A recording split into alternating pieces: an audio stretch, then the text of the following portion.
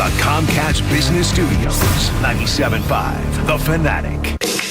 John Kincade, Andrew Salciunas. This is Kincade and Salciunas, 97.5 The Fanatic and 97.5thefanatic.com. Well, we had a day of the Sixers being quiet as far as the news front is concerned. And then late last night, Shams drops a little bit of information on the next move we should be looking for. We'll tell you what it is and why you should be very interested, because it could be a former Sixer coming back. No, not that one up in Brooklyn. We'll also talk about Trey Turner's 2 bombs. Michael Mercado, shout out the kid. A great start for the Phillies last night. We've got Adam Schefter. We've got Andrew DiCecco. A busy morning. It's Kincade and Salciunas right here on 97.5 The Fanatic. This is Kincade and Salciunas. Stars in cities, especially like Philadelphia, they are always on the map, and we should expect more winning out of them. And we'll go to the Eagles and Jalen Hurts. I am a believer that your best player, I think there is also a responsibility as the team spokesperson. Kincade and Salciunas. John Kincade, Andrew Salciunas. 97.5 The Fanatic and 97.5thefanatic.com. And a good Wednesday morning to everybody out there in the greater Philadelphia area. I'm Connor Thomas, sitting in for Andrew Salciunas, still on vacation. He'll be back on Tuesday. To my left, Bill Colarulo. What's going on, my brother? Good morning, Bill. John Kincade under the weather this morning, so he is out. He also has the next 2 days scheduled off for the holiday, so it'll be me and a rotating cast. And Bill, thank you for waking up early. This is your first time doing the 4 a.m. wake-up since starting here at the Fanatic with us, so you a little tired this morning? I'm feeling great, man. I get to spend the day with you and Brendan Gunn. Doesn't get much better. You're absolutely right, and not even the day. We'll be done by 10, so that's nice for you, even though you're back later. But we have some big stuff to get into for the Philadelphia 76ers. Last night, Shams put out a tweet explaining a potential move that could be coming for the Sixers, maybe today, in the near future. But if you missed the news, because I got to be honest, Bill walked in this morning and told me the news. I did not see it. I was caught up with the Phillies game in Chicago, which we will talk about in a little bit. But Shams says that a sign and trade could be coming. He does, but we also have to take whatever Shams says about the Sixers with a grain of salt, because he's also the same guy who said their interest in Paul George was significantly waning. That really didn't work out, did it? It could have been posturing. I don't look at that as misreporting. A lot of people were ripping him for that, making fun of him. He reports what's happening in the moment, and in the NBA, things change quickly. And while we didn't get Sixers news yesterday, we did find out. So I'll read you the tweet. This is from last night from Shams on Twitter. Just in, the Golden State Warriors are in serious talks on a sign and trade deal to acquire Buddy Hield, league sources tell The Athletic and Stadium. Warriors and 76ers have been in deep discussions working to finalize the deal for one of the NBA's best three-point shooters. Now, my initial reaction is, damn, man, I would have really liked to see Buddy Hield back on this basketball team. I would have liked to see him have more time alongside Joel Embiid. He didn't really get, I think, a fair shake last year, even though in the postseason he had opportunities and he didn't cash in until the big game in Game 6. I look at that and I say, you played what, like 5 regular season games with Joel Embiid because of the injury. You joined a team that was struggling a little bit post-Joel Embiid injury at the back half of the regular season, and then you get knocked out the first round. I don't think we truly saw what Buddy Hield could be as part of this team. That being said, when you bring in Paul George, he is kind of Buddy Hield on major steroids. Like, he does so much more for the team in a very similar role to what Buddy Hield at his best would employ for this team. And I don't really see Buddy Hield as like a high-level bench piece. I don't know that you can do that with the money you already have committed between Embiid, Maxey, and Paul George now, and the roster spots you still need to fill out. So it's probably a prudent move by the Sixers. The next question is, what do the Sixers need still, and what do you look to get back if this sign and trade with the Golden State Warriors becomes a reality? So Paul Hudrick joined the best show ever yesterday, and he talked about what the Sixers need in the starting lineup and a position that he still thinks is a spot that you need to fill in. So here's what Paul Hudrick had to say. They need a 4. They need a starting caliber 4. Look, Paul George can play the 4 in the modern NBA. There's no doubt about it. But I think he even talked about this on his podcast. When the Clippers made the James Harden trade and he and Kawhi Leonard were kind of forced to play the 4, he felt like it hurt their team because they lost Marcus Morris, because they lost Nicholas Batum, because they lost KJ Martin, and because they lost Covington. I mean, that's 4 guys who all play the 4, basically, and they lost them all. And it forced Paul George into maybe some positions that weren't the most comfortable. Like, it seems like he prefers to play the 3s. You could use a starting caliber 4 that can make 3s and that can play defense. Dorian Finney-Smith, I don't know that that's a likely guy to come here because it's a little complicated trade-wise, but that type of guy, a 3 and D 4, who's got great size, who can knock down an open shot, who knows how to play with stars, who can lock up, multiple positions.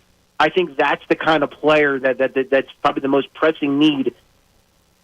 And it's hard to disagree. Now, when we talked yesterday, John and I, about what the Sixers do next and what the biggest need for this team is, I said they still need someone who can take over true point guard responsibilities.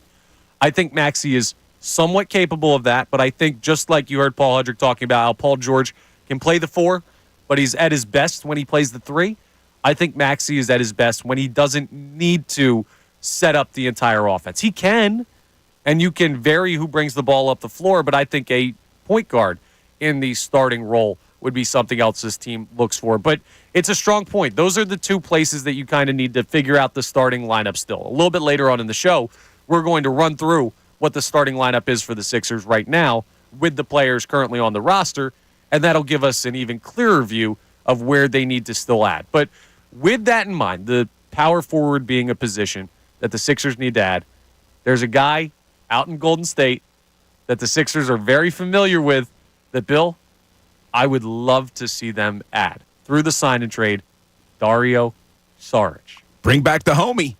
Will he come over?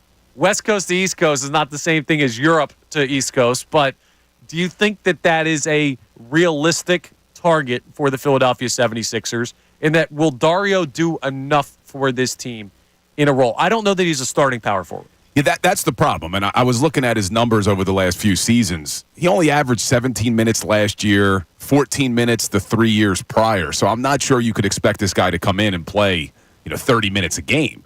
But his style of play does fit this team. And I know the era that he was here, we all try to forget. But he actually performed pretty well. I was looking at his numbers when he was in Philly. He played 172 games. He averaged 17 points a game, 7 rebounds, close to 4 assists. That looks pretty good on this team. It does. Now, I don't know if he's still that guy. He's only 30. We looked at it today. I was looking at his basketball reference page. He's only been in the league for 7 years, which is crazy because it feels like he was in Philadelphia 15 years ago. We've been through so much since Dario Saric walked out of this building. But I think he is a good role player at the least. I think he's a guy that you would like to have on this team, even if it's not in a starting role. That would mean you'll still have to go find somebody else.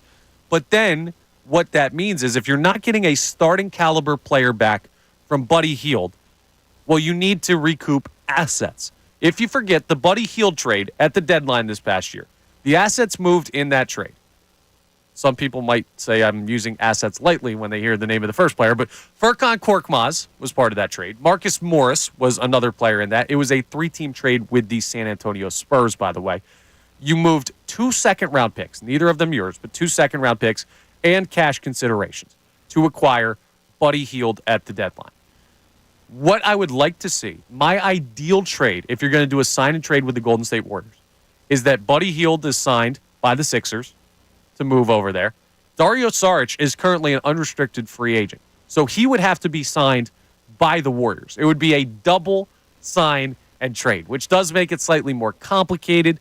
I do think that Dario Saric in his role, you could look at a veteran minimum contract, which for him, 7 years of experience, would be a little bit under $3 million.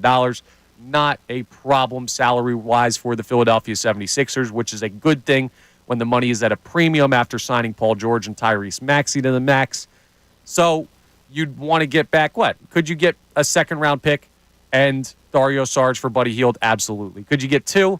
I don't know. I don't know how much the Golden State Warriors are going to value Buddy Hield after seeing how his role wasn't really played out with the Philadelphia 76ers. But it's a very interesting discussion, and it is our most recent news when it comes to the Philadelphia 76ers. There are some other guys on the roster for the Golden State Warriors that you might look at, but I don't think – what do you think, Bill? Could you get a starting player, like the starting five for the Golden State Warriors right now? Could you get one of those guys, an Andrew Wiggins? I'm trying to think. No. You're not getting caliber. Any. I think best case scenario with Buddy Hield being a free agent right now, best case scenario in a sign and trade is maybe you're getting a draft pick back. Maybe you're getting – I saw a player, Lester Quinones, a young kid – who had a good season in the G League, did some decent things with Golden State in a couple of games. Maybe you're getting a player like that. He's 23. Yeah. Like, that would be very interesting. If they did something for a younger player, that would be very interesting considering I don't think you can build a great starting five right now for the Sixers. And if they go young after going old with Paul George, it would tell me that Daryl Morey is really trying to thread the needle of, hey, I want to win now, but I also won't leave this team in the lurch if the Paul George contract doesn't work out. That being said, we've been under the impression on this show so far this week, you got about a 2-year window.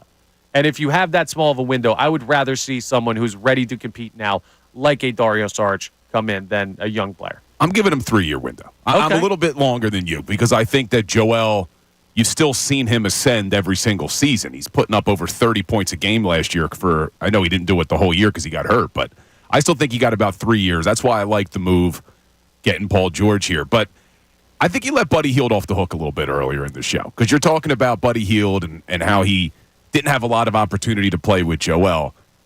I get that, but what I didn't get is that one of the best three-point shooters in the NBA since he came into the league took one three-point shot in Game 1 against the Knicks, 2 in Game 2, 1 in Game 3. Didn't make any of them. So the first 3 games of that series against the Knicks, the guy you traded for at the deadline to be your three-point shooter, who's been one of the best three-point shooters throughout his career, has 0 three-pointers in the first 3 games, and then they don't even play him because they couldn't trust him in Game 4.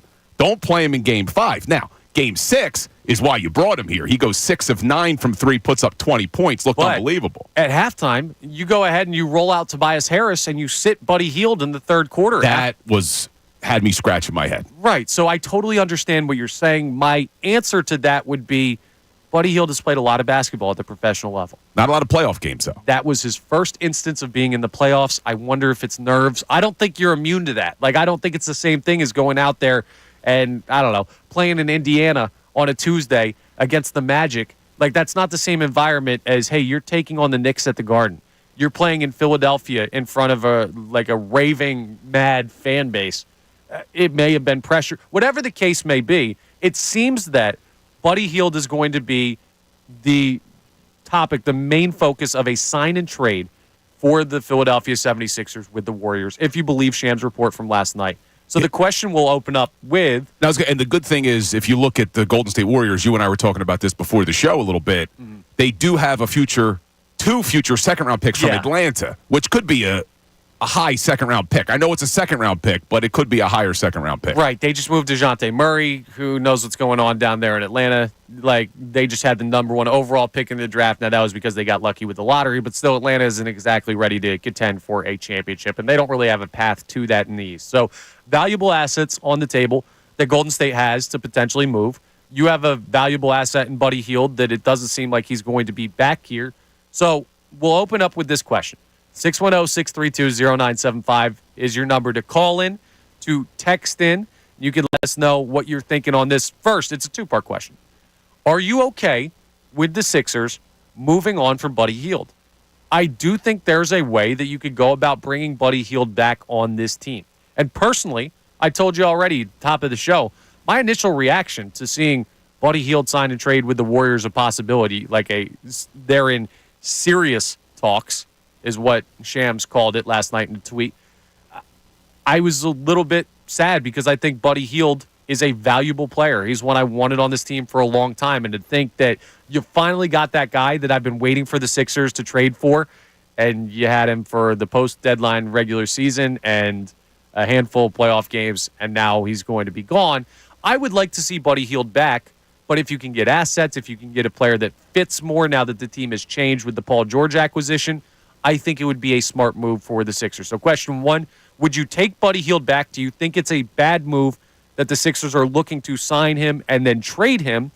And the second part, if you do go through with the sign and trade of Buddy Hield, who is the player that you would want back from Golden State? Because you would need to get a player back. You can't just do picks for player. You have to match up the players moving in the trade.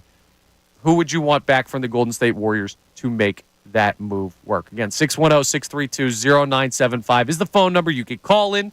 You can text in. We'd love to hear from you on your thoughts today. We're going to have some more stuff on the Sixers throughout the show as free agency and that legal tampering period and everything going on continues in the NBA. But we also had some Phil's baseball last night, Bill, and it was a fun game up there at Wrigley. Got a little dicey at the end. Jose Ruiz is not going to win any most valuable player of the game honors for making that game a 2-run contest in the 9th inning. But all that matters is the final score. The Phils win 6-4. Trey Turner, 2 absolute bombs last night. The first one, I thought he got a lot of. The second one hits one out of the stadium. Literally. At Wrigley Field. Literally. I have something just real quick. This is real quick. I don't want to get too off the topic. I think every stadium in baseball should have a part of the ballpark where you can hit the ball out of the stadium. Citizens Bank Park doesn't have it, but isn't it great in Pittsburgh when a ball goes into the Allegheny? Out in San Francisco when the ball goes into the Cove. Every stadium you should be able to hit the ball out of, and Trey Turner proved that Wrigley is one of those stadiums last night. He did, and we've been talking a lot since Harper got hurt and Schwarber, and obviously JT's been out for a little bit longer than them. Who's going to step up for this team? And most people say Trey Turner. He's your next big star. He has to step up. And he stepped up in a huge way last night, and so did Bryson Stott. If you're going to have Stott lead off and he's able to get on base and score 2 runs with Trey Turner batting second, that's a recipe to keep stealing some games while your big stars are out. So kudos to Trey Turner. If he can hit like that, this team's going to be fine. You know what's funny? I said this when the injuries first happened. I forget if I said it here or if I said it on the podcast on Locked On Phillies, but I brought up how you make up for the deficit in talent with no Bryce Harper, and no Kyle Schwarber, and no JT Realmuto. And some people were saying, okay, well, they need to grind out at bats a little bit more. They don't have the power. I think the opposite way. I think when you don't have those guys, you're not going to be able to count on consistently producing runs from the bottom part of the lineup. So you almost need the guys at the top who can hit the ball out of the yard relatively consistently to start losing a couple. And Trey Turner did that last night. But let's not let it outshine the job of young Michael Mercado. What an outing for him. First start in the major leagues. And you go and you're throwing at Wrigley. I know he's pitched already. He made his debut in Detroit, but Detroit is not the same as playing at Wrigley. And also it was a relief appearance where he only threw 1 inning, and it was a very quick one. But last night, Mercado goes out there. You don't know what you're getting. You got Taijuan Walker on the shelf still with the hot point or whatever they're calling it with his finger why he can't throw the splitter. Spencer Turnbull has a major shoulder issue that'll probably keep him out into August at some point. It seems like the projection's going to be for his return. So you do have a stretch where you need some stability at that 5th spot in the rotation. And Michael Mercado goes out there, gives you 5 strong innings, allows 1 run on a home run, only allowed 2 hits, strikes out 4. That is exactly what you need. I don't need 7 innings. I don't need a complete game shutout from Michael Mercado. I need you to go out there and give 5 strong innings, know what you can control, hit your spots, trust your defense, and this team will hopefully take care of the offensive side of the equation. And last night, the Philadelphia Phillies did it. I don't want to make it seem like, huge win, makes you feel so much better about the team. But you saw some stuff that was very encouraging ahead of a stretch of the schedule that can be daunting with the Braves waiting in the wings later this week and the Dodgers going to be joining the Phillies at Citizens Bank Park for a huge series coming up this weekend. So you got a lot of stuff going on in the Phillies world with the injuries. We are going to talk about a potential return time for those big players, and I know, Bill, you feel strongly about that. But a fun game last night out there at Wrigley, and really it was the Trey Turner and Michael Mercado show. Come on, man. You're not going to mention our Chief Vibes officer, Garrett Stubbs, with another hit, 2 RBIs? People got mad at me for that last night on Twitter, not tweeting about Stubbs. Brendan showing me the Garrett Stubbs cup he has in there. Yeah, it's nice from Garrett Stubbs. Here's the thing. I don't really go into games like looking to acknowledge Garrett Stubbs because I've always been higher on Stubbs than the average Phillies fan. I think the perception on him is largely based around his comments during the NLCS last year and because JT Realmuto is so good and plays so much. Like, he just doesn't get the opportunity to play, and I think people view that as, oh, this guy stinks. No, he's a fine backup catcher at the major league level, as is Rafael Marchand. Those guys are both fine players. They're just dwarfed by the greatness of JT Realmuto. And Garrett Stubbs might have said something a little bit dumb last year during the NLCS. But yeah, it got taken out of context a little, but you're right. You don't give anything that could be bulletin board material. But look, every game that they can steal with JT out, Schwarber out, Harper out, with your not fifth starter on the mound, the guy who wasn't even in your plans to start the year. That's a big win last night in Chicago. It definitely is. All the wins are big, and you can build momentum towards when you want to be playing really good baseball, which are these next two series after. So we'll continue a little bit of reaction to the Phillies throughout the show, but let's get into sometimes you need to check the fan base. You need to say, I don't know what you guys are thinking, but this is an absolute no. And we talked about Dario Saric potentially coming back, a former Sixer, rejoining the squad through a sign and trade with the Warriors for Buddy Hield. We'll see how realistic that is in the coming hours. But no, folks, we're not bringing back that former Sixer. We'll talk about that coming up, as well as what else the Sixers still need to add as we continue the show. I'm Connor Thomas in for Andrew Salciunas. Bill Colarulo in for John Kincade. We got a rotating crew. Brendan Gunn on the board this morning. We'll hear B-Gun's thoughts coming up. It is, trust me, even if none of the names are here, Kincade Salciunas right here on 97.5 The Fanatic.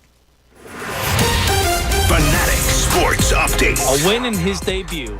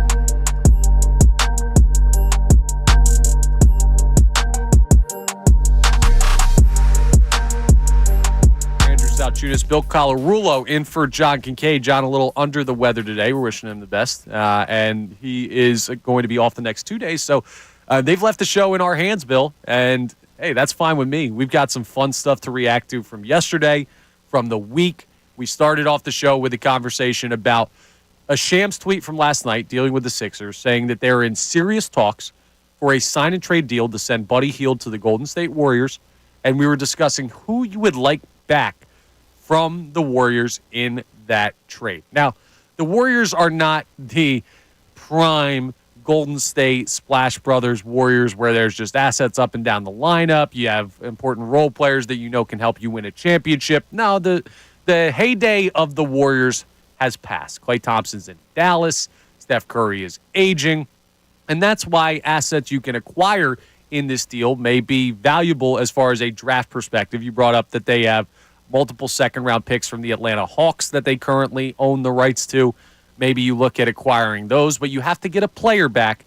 And my first thought was Dario Saric would be, even in a depth role, even as, like, I don't know, the eighth guy off the bench, seventh or eighth guy off the bench, would be a nice pickup for the Sixers if you can also get assets. We asked people to start the show, and you can chime in, 610-632-0975. A two-part question. You can call or text on that line, by the way. Do you want to move on from Buddy Hield? Are you comfortable with the Sixers saying, okay, sign and trade with Buddy Hield is our best option? I don't know that I fully am. I think Buddy Hield is an asset to a playoff caliber team, even in spite of what he showed as far as deficiencies last year. I know as a fit, he is a guy that, like, sometimes you see players in every sport, not just in basketball, where you're like, this guy, the style that he plays is the perfect fit for this role on this team. And sometimes it doesn't work out. So maybe Buddy Hield is a guy that just did not fit as well with the Sixers as it looked like on paper. That is the story of a lot of players the Sixers have acquired over the past 7 or 8 years. But to me, I think his skill set is one that is very valuable in the modern NBA to a team that's trying to compete. So I'm not totally sold on moving on from him yet. But if you do, the second part of that question is, who on the Golden State Warriors roster would you be interested in them adding? Who's the player you want back? I think, to me, it's Dario and then a big gap to anyone else who's realistic. Yeah, I wouldn't hate it. And you look at the numbers of the last 10 years. This is pretty crazy. The most 3 points made per game in the last 10 years. There's 8 players that are averaging more than 3 a game. 2 of them are Buddy Hield and Paul George. Yeah. So, look, you got a 3-point shooter in Paul George, even though he's a little bit different of a player than Buddy Hield in a lot of ways. He can shoot the 3-ball. So it's not as important to bring back Hield. I know you can never have enough 3-point shooters in the NBA. I just have a hard time trusting Hield after what we saw in the playoffs. What I'd really love, I know we're talking about Dario Saric. I know we're talking about a trade and sign and trade with the Warriors. Get assets so that you can get Brooklyn to send you Dorian Finney-Smith. That's the perfect fit, I think, for this team. He's a strong player, a younger guy, too, so you don't have to worry about the whole, this team's too old conversation. And he adds what you're looking for when it comes to potential rebounding. He can go get you a bucket. I believe his career high is like 28 points at the NBA level. Like, Dorian Finney-Smith is a nice piece. It's a complicated trade setup, especially with Brooklyn seeming to have made their big move of the offseason. I think people look at a team that moves a player like Mikal Bridges and says, oh, they got to be having a fire sale.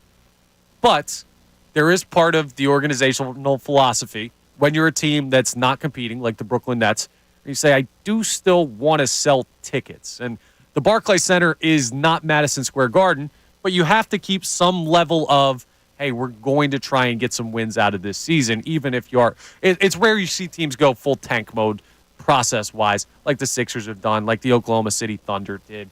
So maybe he's available, maybe he's not.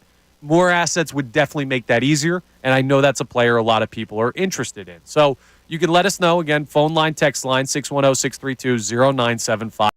Your overall thoughts on the potential sign and trade of Buddy Hield and who you would like the Sixers to acquire. We're going to go through some more options throughout the show as this legal tampering period continues. And we were talking with Bob Cooney on the crossover yesterday ahead of his work on middays, and he was saying he's kind of surprised that the Sixers haven't been more active. He was getting kind of antsy, not worried, but he was getting kind of impatient with, okay, guys, let's go. Players are coming off the board. You still have stuff you need to add. So we'll keep an eye on that throughout the show.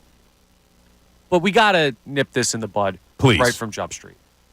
I know that Tyrone Johnson and the crew on the Best Show Ever were talking about this.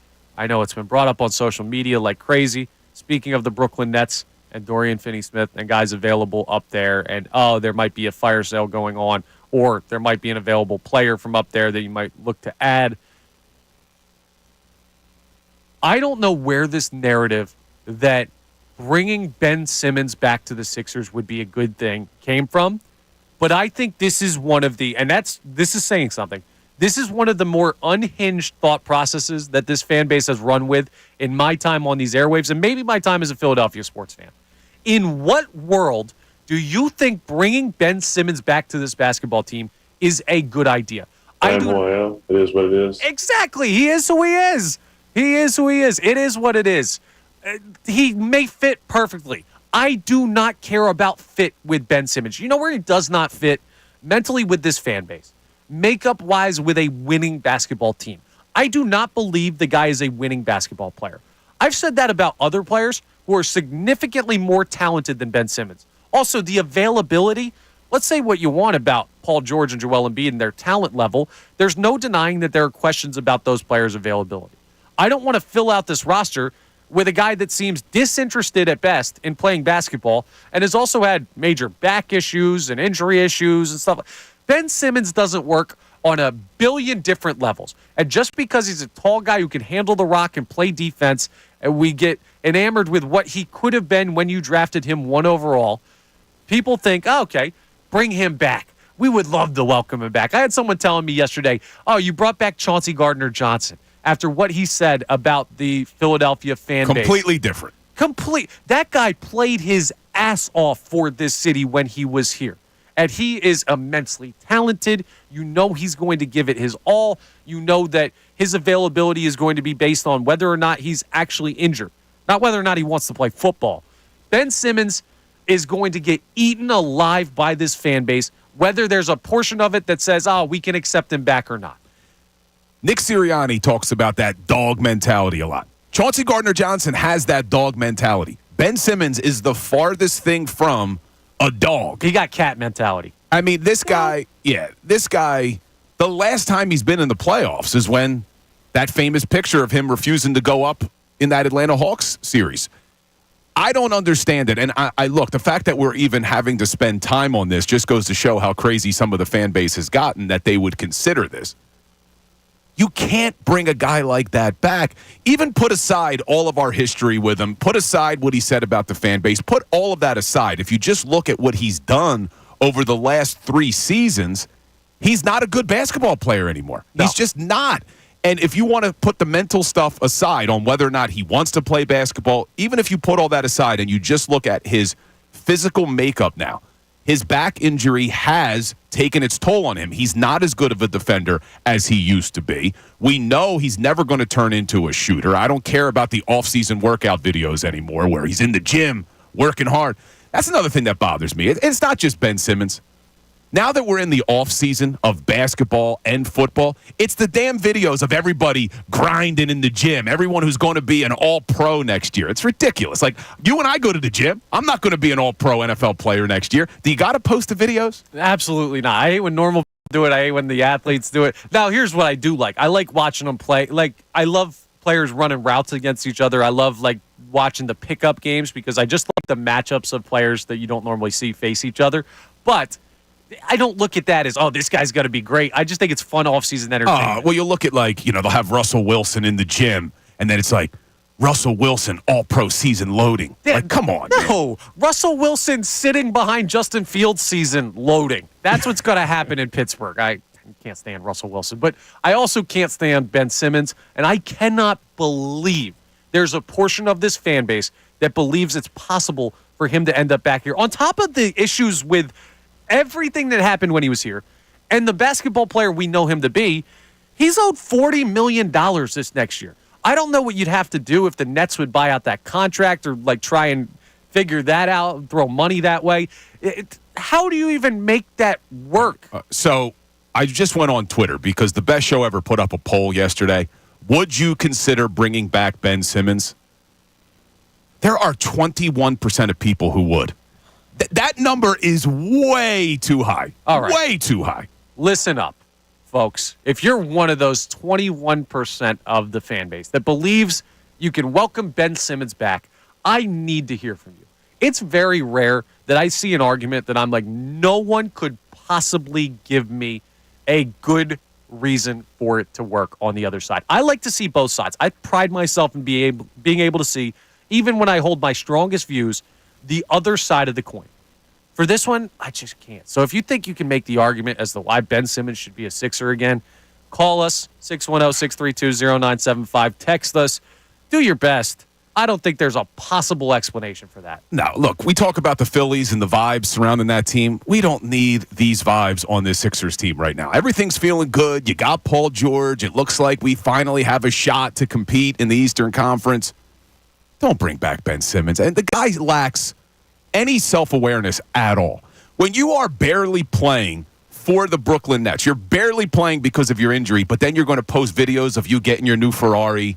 You're going to have pictures of you at the Met Gala. Like, that's the thing that bothers me. You could do whatever you want, but the lack of self-awareness that when you are basically stealing money from these NBA teams, that you're going to post videos of you getting your new Ferrari, to me, no, I'm out. Yeah, and if he moves back, Nick Castellanos lives in his house currently. So does Ben Simmons become Nick Castellanos' roommate? What a Philadelphia sports house that would be. This fan base would be heading to that neighborhood quickly. And talking about Casti, you were talking earlier about some of the highlights from the Phillies game last night. How about that catch against the wall in Wrigley? No, pretty darn good. Now, look, I hate on Casti sometimes, and this is probably going to come off as hating a little bit.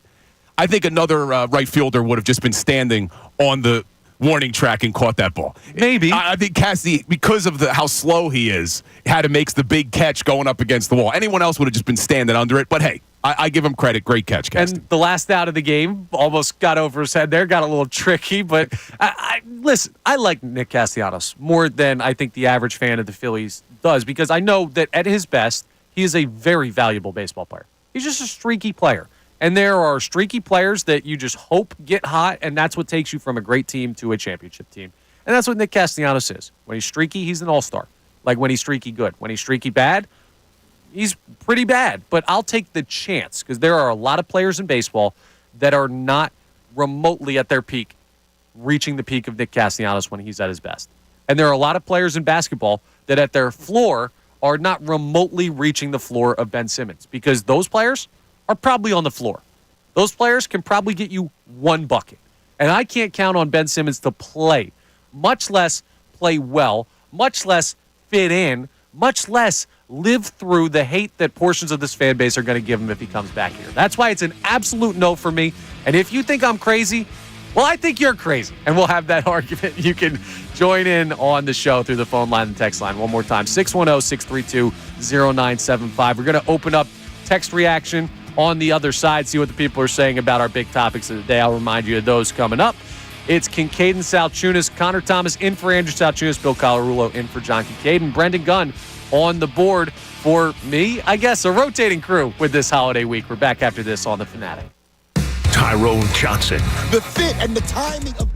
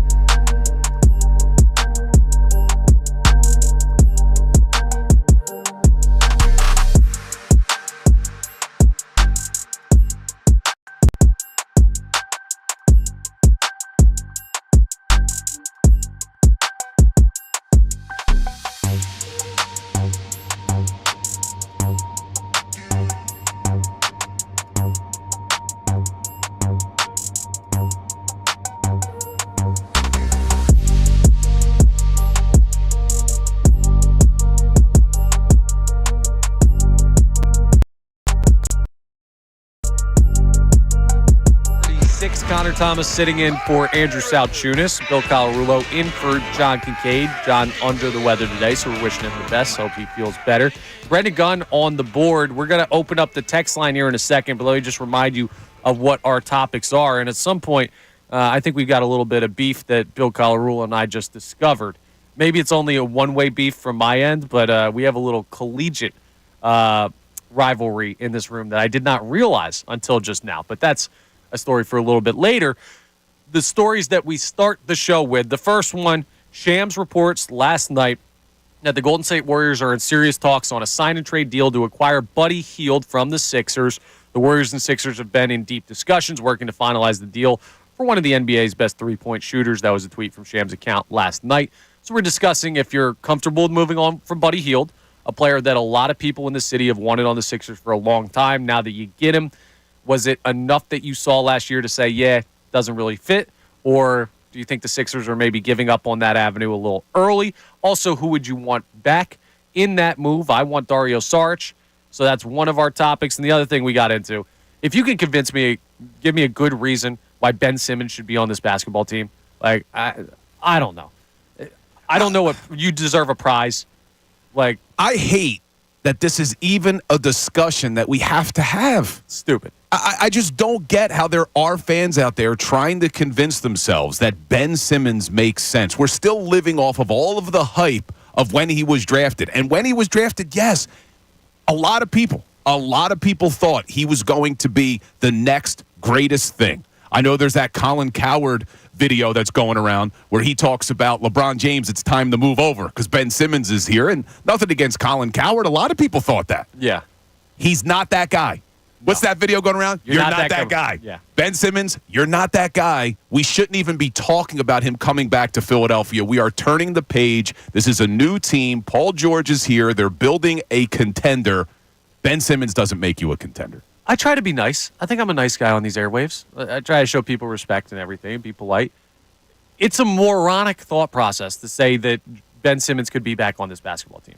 I think it's flat out like idiocy. So if you think you could convince me otherwise, I would love to hear the argument. Now, Brendan, what do we got on the text line this morning? Yeah, we'll start out with Miz from the Northeast. He's going to get in on that Buddy Hield sign and trade discussion. He says, I would have preferred to keep Buddy because, like Connor said, he didn't have enough time with Embiid and Maxey to show what he can do with this team. As far as the sign and trade, I don't care who they get back. I'd like a player and picks and Paul Reed to get traded out for a quality power forward. So he doesn't care about the name. He just wants somebody that can fill in that forward position. Now, here's the thing with the Paul Reed stuff, because, Bill, I know you brought this up as well, like Paul Reed potentially moving.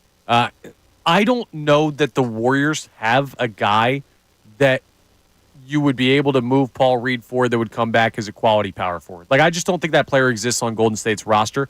But maybe what you could do is if you do the sign and trade with Buddy Hield and you get some more draft capital, you now compare the draft capital you get Paul Reed to get a Dorian Finney-Smith or someone else of that caliber. Right, and Paul Reed would move in that deal. So it would be a subsequent move, I would think, or it could be a three-team trade if another team gets involved. The NBA loves their three-team and four-team and five-team trades, but that gets complicated because the Dorian Finney-Smith situation is already a complicated trade situation. And remember, if you want Dario Saric back from the Warriors like I do, he's also an unrestricted free agent. So Buddy Hield would have to be signed by the Sixers.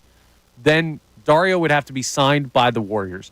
Then you'd have to work out a trade with the assets. Then you'd have to get a third team in. Then you'd have to figure out the Dorian Finney-Smith stuff. It gets very complicated if all of that happens at once. I've seen a couple of names as I'm scrolling Twitter, a couple of names getting floated potentially. One of them is that Lester Quinones, who we talked about earlier, the young kid. Another one is Guy Santos, another young guy. Played 23 games last year. So I'm not expecting a big return for Buddy Hield. It's more so to try to recoup something because you did give up 2 second-rounders, Marcus Morris Sr. The key to the city went to Golden State, too. Absolutely. It's crazy. He got that and immediately got shipped out, which was nuts. That was wild, man. But, hey, Marcus Morris, always welcome back if that ends up being a possibility this offseason. I know that's been a name that's come up a couple times. Here's my thing. Like, if you're moving Buddy Hield is a major asset. You move 2 first-round picks, 2 players, and cash considerations to get him at the deadline. I know that you keep talking about Buddy. I'm telling you, though, my concern I agree with you that he didn't have time to play with Joel. I give him the benefit of the doubt there. But the fact that he was afraid to shoot the ball for his first 3 playoff games. Look, the first one, maybe you could say it's just jitters. And he had played, I think it was the most playoff games, or excuse me, the most regular season games without playing in the playoffs. He was like the most active for an active player. Yeah. So maybe you give him the benefit of the doubt for game 1. But then game 2, 0 for 2. Game 3, 0 for 1. It got to the point where they couldn't even trust the guy. Give him 0 minutes game 4 and 5. Yeah. He does explode in game 6, so you give him that credit. But he's not a foxhole guy. Well, I don't know about that. What do you mean he's not a foxhole guy? You can't trust him. I think you can trust. You can't trust him. If you're going to tell me that he was brought here to be the 3-point shooter and he takes 4 3-point attempts through 5 playoff games and makes 0 of them, I don't know if you can rely on it. So here's what I think the Knicks were doing, and I think part of it has to do with Joel Embiid being hampered in that series. I think their thought process, and it was a smart one from Tom Thibodeau, was for the first 3 quarters of the game, let Joel Embiid get what he wants. Like, let that offense run through Joel Embiid. Let him get tired. The fourth quarter, we're going to absolutely work them on the board. So what we have to do while Joel Embiid is tiring himself out on the offensive end, we know he doesn't have the wheels to get through this game. We just shut down the shooting. If they don't have guys getting open looks, we can allow Embiid to tire himself out. By the fourth quarter, we'll close him out, and that's kind of how it played. So maybe it was just a better focus on shooters because Embiid wasn't at his best. I've seen enough of Buddy Hield in the regular season to know he's an asset. But when I said that just before, that led to your thoughts there, I was saying more, if you're going to move him, it will be more than just like one player and one pick, I think, from the Warriors. Like, I think he is valuable around the NBA to the point where you could get a role player like Dario Saric, not a young player who could develop, but a guy who's ready to play now, maybe not start, but play now, and then a pick or 2. That would be my asking price. I agree with you. I think he has value. The only issue is he is an unrestricted free agent, so another team could swoop in. I know they have to make the money work. That's why it makes sense with Golden State. I just don't know if they're going to give you that much for a guy that's not even under contract on your team. Yeah, I understand, but the sign and trade, I think this serious talks is what Shams calls it. It doesn't get there unless there's a pretty good agreement between Buddy Hield and the Sixers or a framework that he can come back under that money. Like, I imagine they've started to work on that, and it seems realistic, but I don't know. And this is what's fun about this. We're going to get more information on it in the coming hours to see how realistic and what the Sixers can do. Bren, what else do we have on the text line there? Yeah, we got Blaine from Kentucky checking in on the Simmons discussion. He says, with Simmons, people are just looking at the upside and what they think could be on the defensive end, which is a starting power forward that can match up with Paul George and take out wings like Tatum and Brown. Other than that, it's a hard no because he's a basket case, and ultimately his defense doesn't matter. You can't trust him. No, you're right. Like, if you get to the postseason and you match up with Boston in a big series, maybe the Eastern Conference Finals, the number one guy I want out on the floor defending Jason Tatum or Jaylen Brown is Ben Simmons. Like, are we serious?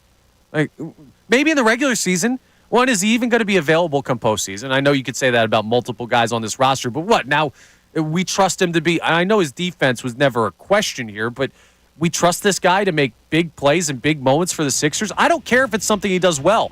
The guy shies from the moment more than maybe any athlete I've ever seen in this city. I don't want him back. No, and he's not the same defender he was when he was here. No.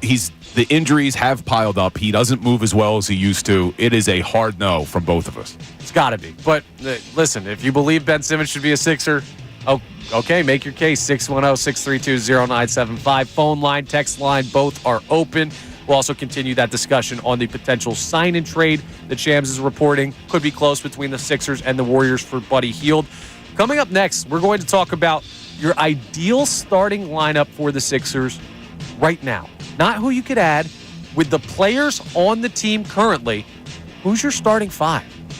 I don't think there's a good answer, but how close can you get to a contending team? It'll show you how far away the Sixers still potentially are. We'll do that coming up. Connor Thomas in for Andrew Salciunas.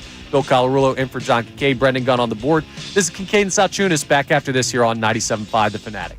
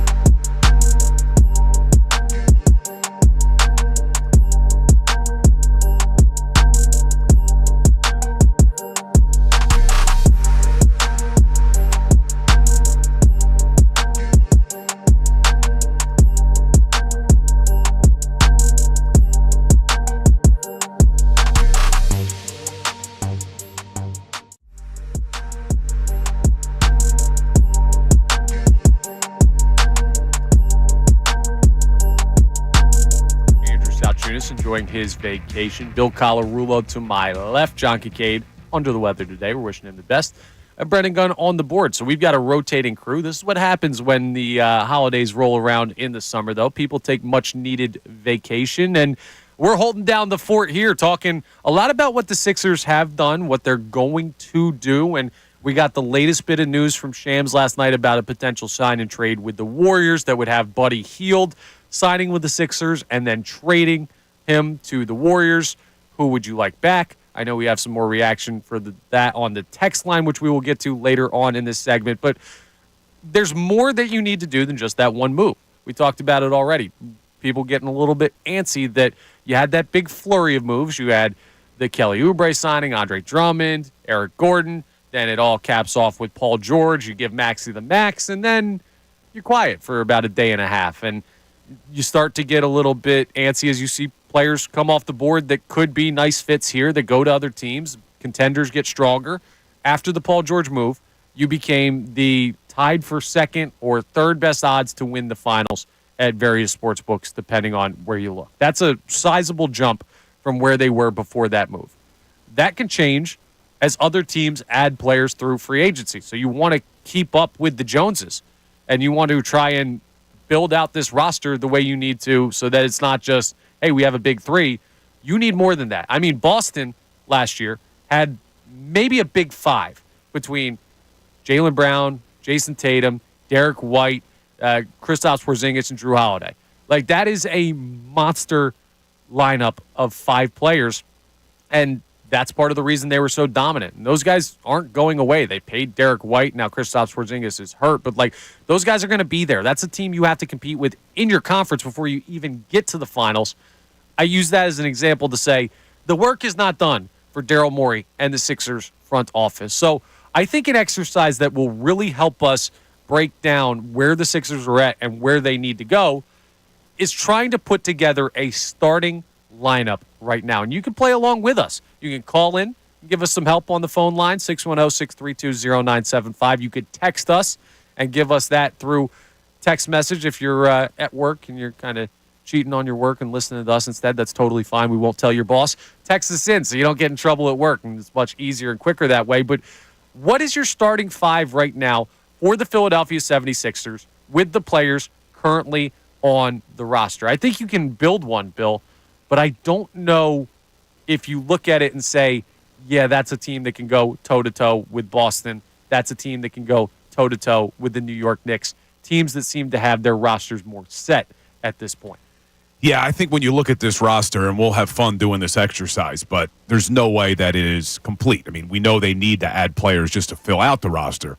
But you look at the starting five, there are a couple of pieces that I think are still missing. But we're being greedy. It's July 2nd. The league year really hasn't even kicked off yet until July 6th, and we want all of the answers right now in front of us. We want that instant gratification. It's been a pretty damn good start, but yes, by no means do I think Daryl Morey is done. This starting five right now, incomplete is the grade I would give it. Absolutely. And incomplete is my grade on turning the mic on right there. Yes, the starting five is not set. You could build one out of the players currently on the roster, but it'll also show us not just that it's incomplete, it'll show us where it's incomplete. Exactly. So here are the players currently under contract or eligible to be under contract this year for the Philadelphia 76ers. You obviously have the big three. You have Joel Embiid, you have Tyrese Maxey, you have Paul George. Right from Jump Street, I think we could safely say all three of those guys are going to be starting for the Sixers. Is that fair? That is fair, and I've seen a lot of national analysts say that may be the best big three in basketball. Yes, we heard it yesterday from Tim Bontemps talking about how that is the best trio in basketball, and they can go toe-to-toe with Boston. So we'll see. I don't know if that's the case.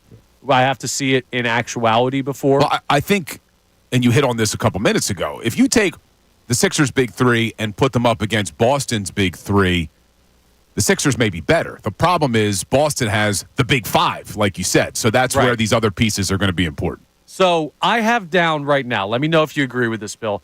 Joel Embiid's obviously going to play center. You think so? Or? Yeah, I guess. It's just an educated guess. I've been wrong before, but Joel Embiid's probably going to play the five. I have Paul George here at 3/4. He's either going to play small forward or power forward.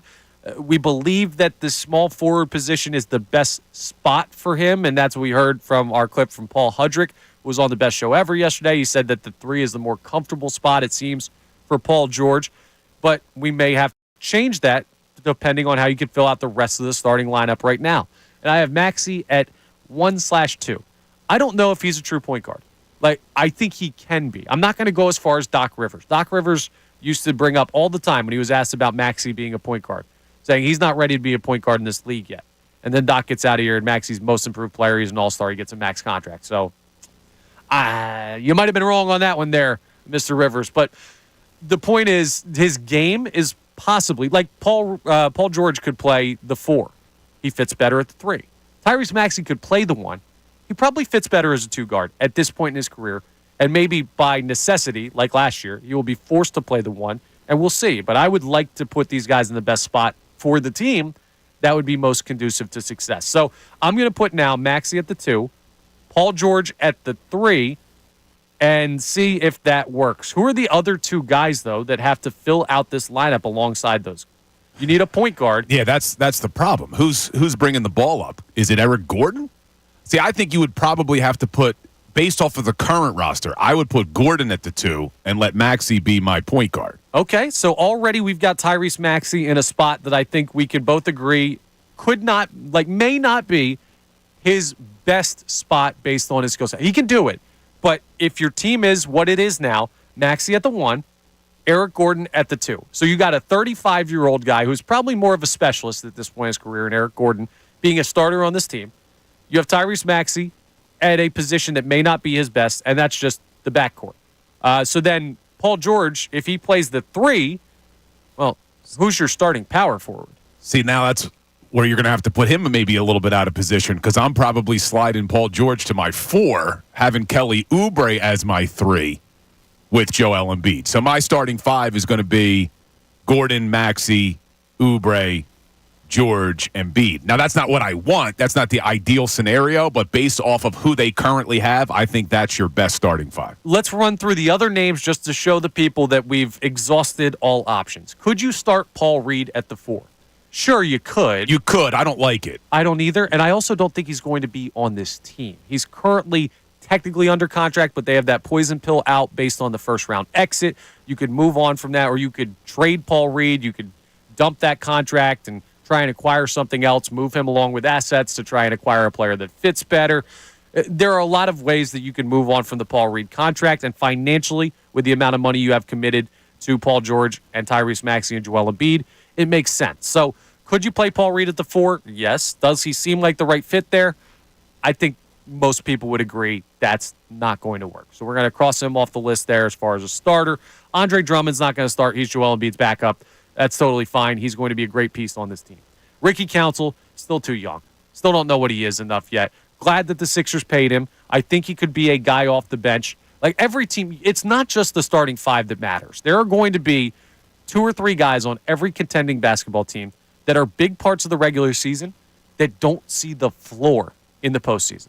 Those are the guys that get you there, though. That get you there healthy, that spell your star players, that allow you to progress through the regular season without wearing out your guys. So I'm not saying these guys are not valuable, but Ricky Council's not going to be a starter for this basketball team. Jared McCain, first-round pick. I like his game. I don't think he's going to start. He's too young. No, and I have seen some fans throw around options of having Jared McCain in the starting 5, even seeing Adem Bona get some playing time. You can't rely on rookies. They're young guys. Anything they would give you in their rookie campaign, to me, is just gravy. These are not going to be a big part of your starting rotation. No, because you see sometimes rookies step up and play a role for teams. Tyrese Maxey did it a little bit here. Part of that was because Ben Simmons decided not to play basketball that year. You've seen people do it other places, but normally it's premium picks. It's lottery picks. Jared McCain, getting him at where you did in the draft is just not – at 16, you're not getting a guy who's probably going to pop in and immediately contribute to an NBA championship caliber lineup. And that's what the Sixers are trying to build. I don't believe they have it right now. And that's fine because it's July 3rd, but the things you need to add then, it's pretty clear. You need to bring in a starting caliber point guard and you need to bring in a starting caliber power forward. I know this is just an exercise, but right now we have Tyrese Maxey at a position where we're not comfortable with him, right? We have Paul George at the 4. We're not comfortable with him there. If you go out there and get a Dorian Finney-Smith, he's going to fill one of those holes, right? But he's also going to put you into that first apron where you're not going to be able to fill the other hole. So naturally, one of these guys is going to get a ton of time at a position where we don't feel totally comfortable with them, because even if you bring a guy like Kyle Lowry back in, you can't count on him to be the starter at the 1 all season. He's old, so Maxey might have to be that primary ball handler. I am right with Brendan on that with Kyle Lowry, and I know he's our favorite son of this city. I love him. I wish he would have got here a lot sooner than being 38 years old. The problem is you cannot rely on him to be your starter. Just look at what happened in the playoffs. Game 1, he's playing 38 minutes, which was way too much for a guy his age.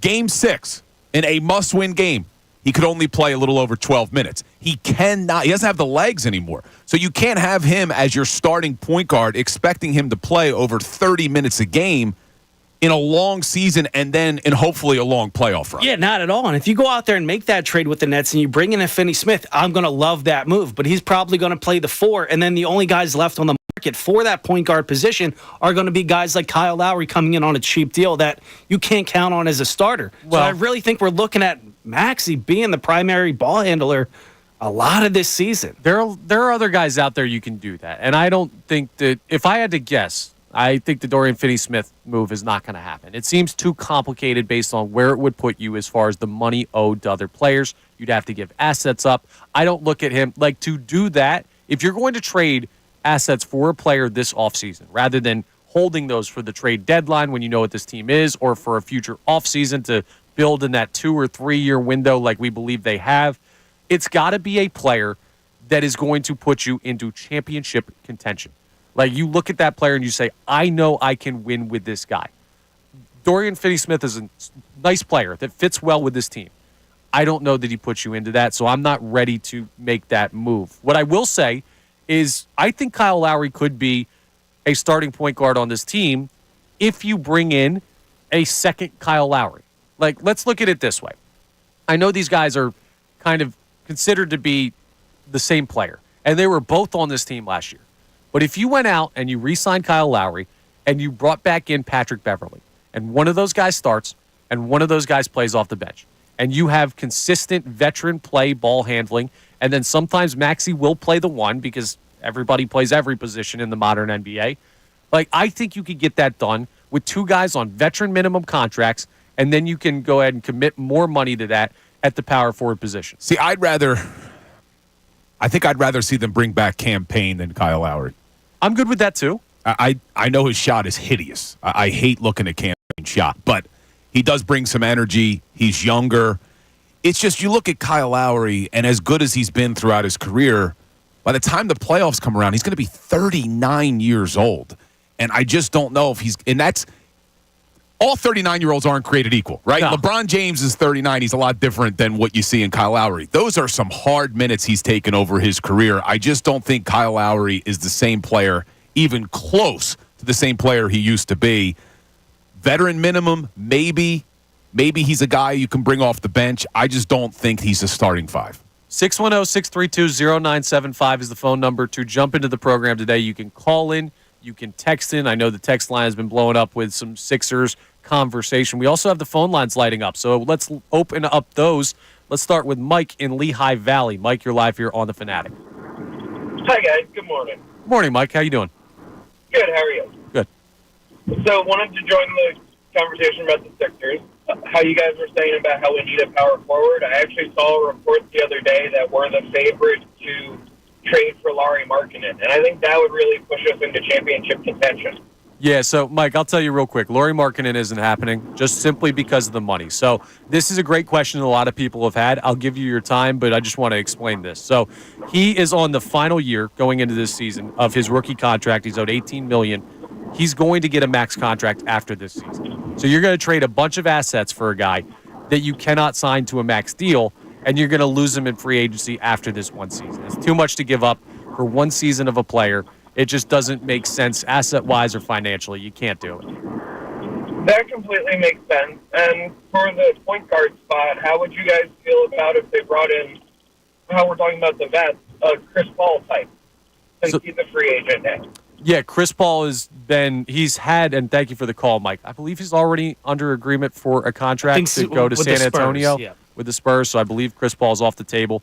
That's also not. I would love Chris Paul. That was a smart move by San Antonio. Get Wembanyama, a veteran like Chris Paul.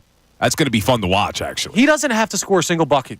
They're saying we're going to try and recreate the Lob City Clippers, and it's just going to be Wemby catching like 14-foot lobs from Chris Paul at the three-point line. That'll be a fun team. Cool. It'll be cool to watch. I don't know if it'll be a good team, but it'll be a fun team. Chris Paul's a strong player, but also, like, we're looking at this, it's a bunch of old guys. There aren't really those young, like 28 to 29-year-old point guards that carry weight like that you'd like to have back on this team. And that's the other thing you have to consider. This is not a conversation for right now, but it's something I want you to think about as you mull over this starting lineup conversation. You are going to probably have to, at one of these starting spots, have a player that doesn't feel like a starting caliber player. Yeah, and I know that the point guard's the primary ball handler, but I think I'd actually be okay with Maxey being the primary ball handler and upgrading the 4, more so than having Paul George play a little bit out of position, not having a true 3. Yeah, I think I'd rather sacrifice the point guard position to upgrade the 4 than the other way around. And the other thing is, in the postseason, when we saw the deficiencies of last year's team, it was not, you don't have someone to handle the ball. You did. Kyle Lowry did what he could do. Campaign did what he could do. Tyrese Maxey handled those responsibilities as well as he could. You wish DeAnthony Melton would have been more available. He goes to the Golden State Warriors, so he's not an option to come back. But the real problem was you did not have rebounding help alongside Joel Embiid. And if you bring someone in to play the starting power forward position for the Sixers, I think the main focus, it's not getting a bucket, it's not spacing the floor. I don't really care about any of that from that position. I want somebody who can go out there and get me 8 boards a night consistently, so that if Joel Embiid gets banged up, or if he wants to space the floor a little bit, the way he likes to play at the perimeter sometimes, you have somebody else in there who can go get a board when you need it. Like the guy that I think of, the perfect archetype for what that position would be on the Sixers this year, is what Tristan Thompson was to that Cleveland Cavaliers team when LeBron came back and they won that title. He was just a rebounding machine. It was the only thing he was out there to do. That would be, not saying go get Tristan Thompson, but I'm saying that style of player is who I want at that power forward position. Now, we talked a little bit earlier in the show about Ben Simmons and how ridiculous it is that people are floating the idea of bringing him back. But I see on our YouTube page, and I've seen this floated before, about bringing back another notorious draft pick of the Philadelphia 76ers. Markelle Fultz. Now, I actually could get more behind the Fultz move than Simmons by a long shot, because Fultz actually has developed into a decent point guard. So maybe he's a guy who becomes your primary ball handler. I don't think Markelle Fultz is a starter on this team, but I think if you get to a point where it's just like, okay, we found someone to start, we need young legs in case that person, because I imagine the starting point guard for this team is going to be a little bit older. You need somebody that if something goes wrong can step into that role. I wouldn't hate Markelle Fultz as a depth piece. I don't know what type of money he's going to command, but yeah, I don't mind it. My immediate reaction is probably not, but Ben Simmons, I am 100% no, 0% yes. Yes, I'm with you on that. Markelle, I'm like 50-50. 65% no, and what is that, 35% yes? I'm not a math guy. I think those numbers work out. I could see it. It wouldn't be my first choice.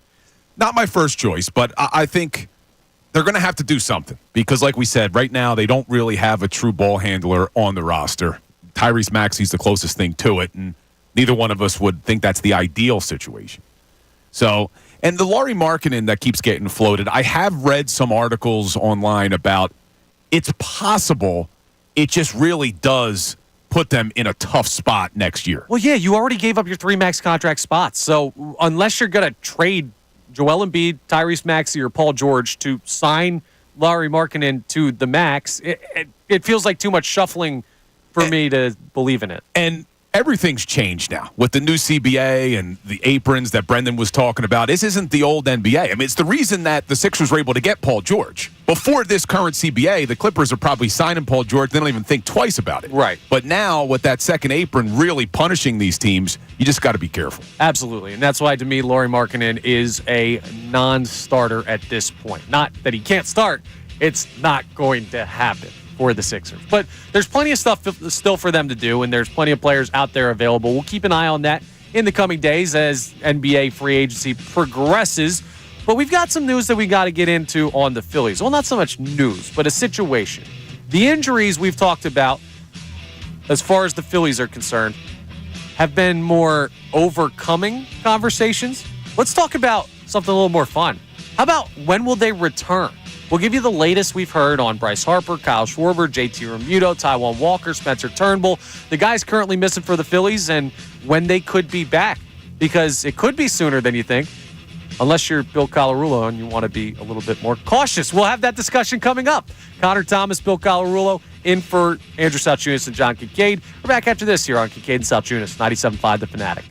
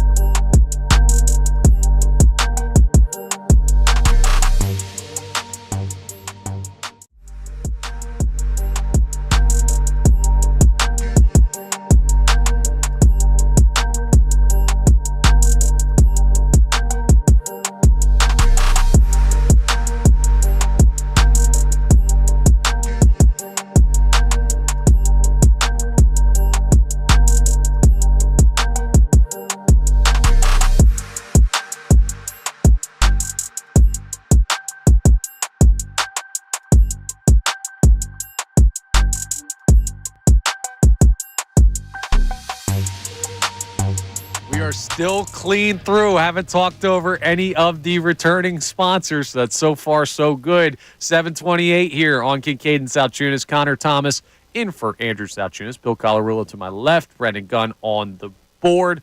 And we've been discussing a lot of Sixers basketball, a lot of what the Sixers have done and need to do. We just ran through a conversation about the starting lineup based on the roster this team currently has, and why there are certainly some needs, just even looking at starters. Now, something you have to remember on that conversation is when you add a starter to play the point guard position, then, well, Eric Gordon moves firmly to the bench. So, like, as you add players to the starting lineup, it makes your bench better as well, because maybe Kelly Oubre moves to the bench. You're looking at positions that guys now play at a premium rather than, oh, we've got to force this guy into this spot because we don't have anyone else to play it. So it will work itself out.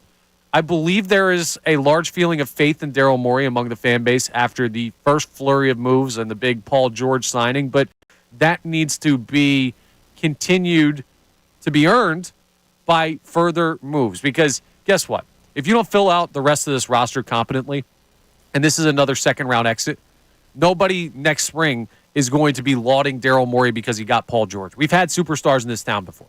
We've had James Harden. We've had Jimmy Butler. We've had guys added to this team, and the result was the same. So, we've never had three, though.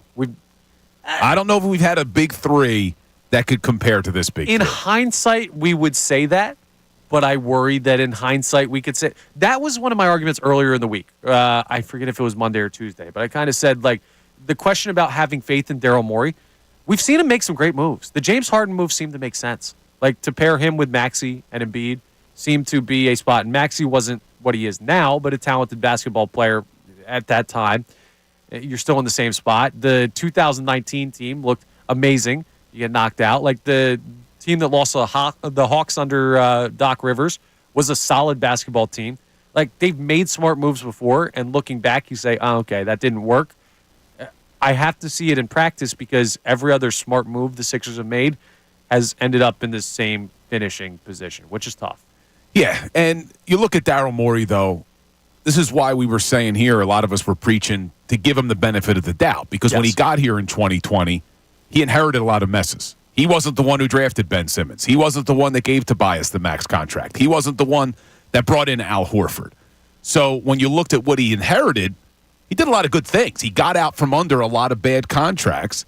And the James Harden move turned out to be brilliant when you look back. A guy who didn't want to play here, and you're still able to flip that for Nico Batum, Marcus Morris Sr., who you traded for Buddy Hield, KJ Martin. You got a first-round pick from the Clippers, 2 second-rounders, a first-rounder from OKC, a pick swap with LAC. Like, that was a brilliant move now that sets you up to do what you did this offseason. Absolutely, and I agree. My point is all those brilliant moves have not yet paid dividends in the postseason, which is why I look at this and I say, on paper, it makes sense.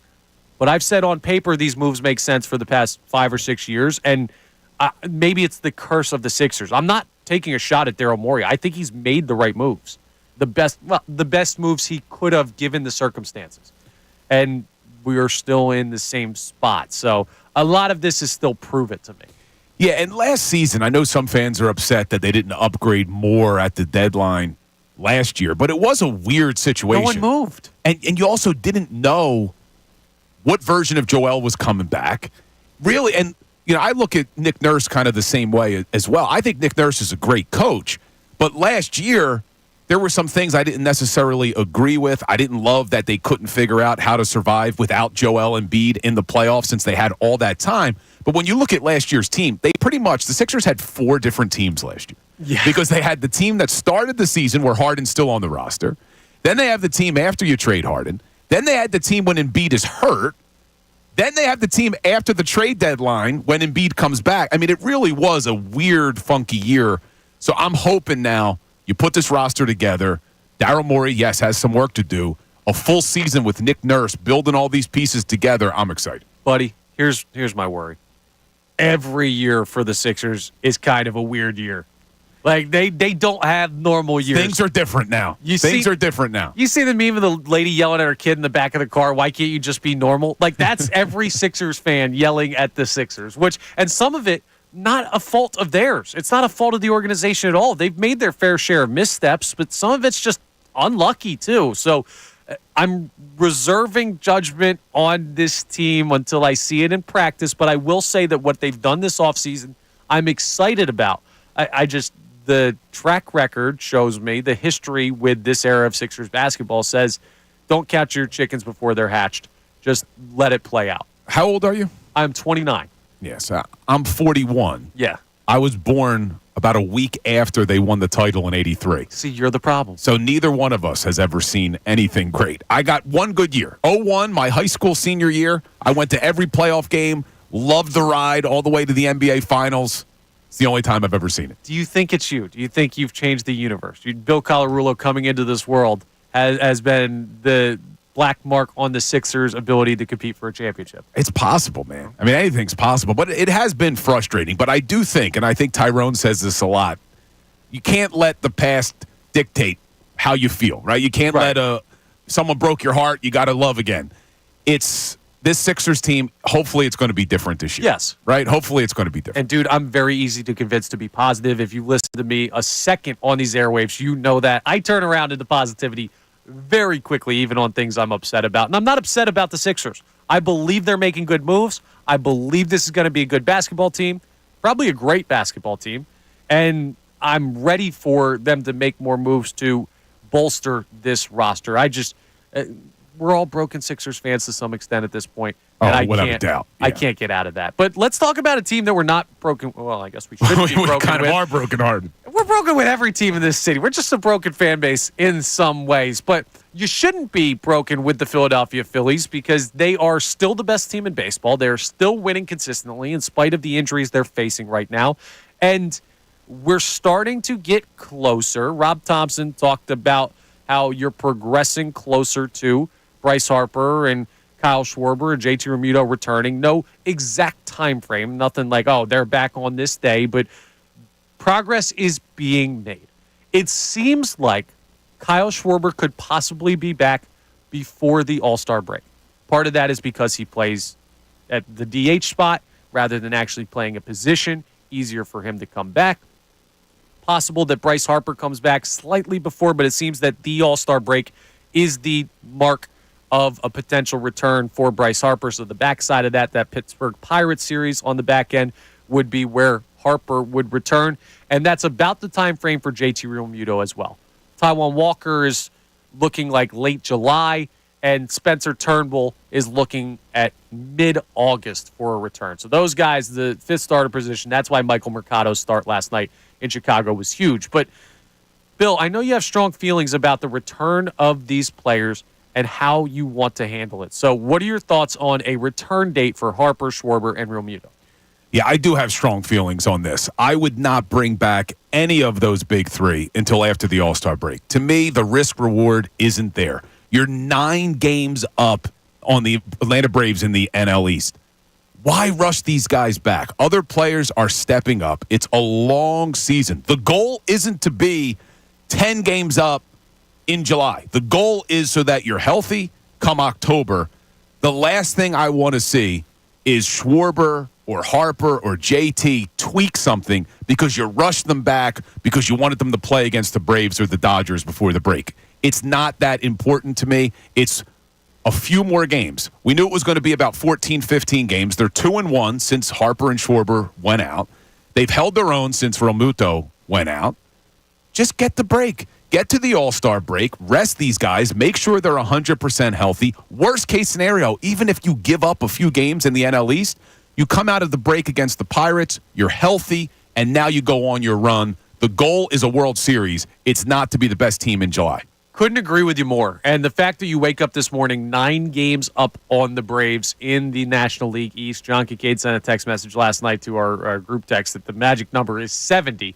Now, I'm not looking at any magic numbers over like 20, but still, the magic number is 70. You're 9 games up. You're up on the Dodgers for the best record in the National League. I totally agree. Anyone who wants to rush these guys back because they're tired of watching, I don't know, You're tired of watching Garrett Stubbs catch. You're tired of watching Cody Clemens at first base. You're tired of watching like a rotating cast of guys at the designated hitter position. Like, I understand it. I think everyone's kind of on board with that at this point because we've come to a point in the season where it's undeniable how good this team is. Even people who are worried about potential pitfalls have reached a point where they're not too worried about this team anymore. It seems like a large majority of this fan base is bought in. Here's a question, though. Let's take this to a fun spot. Okay, let's say Kyle Schwarber and Bryce Harper, the team decides we're not going to have you guys come back before the All-Star break. We think you're ready, but take the extra couple days, enjoy your time off, and we'll get back at it when we play Pittsburgh. Do you allow them to play in the All-Star game? No.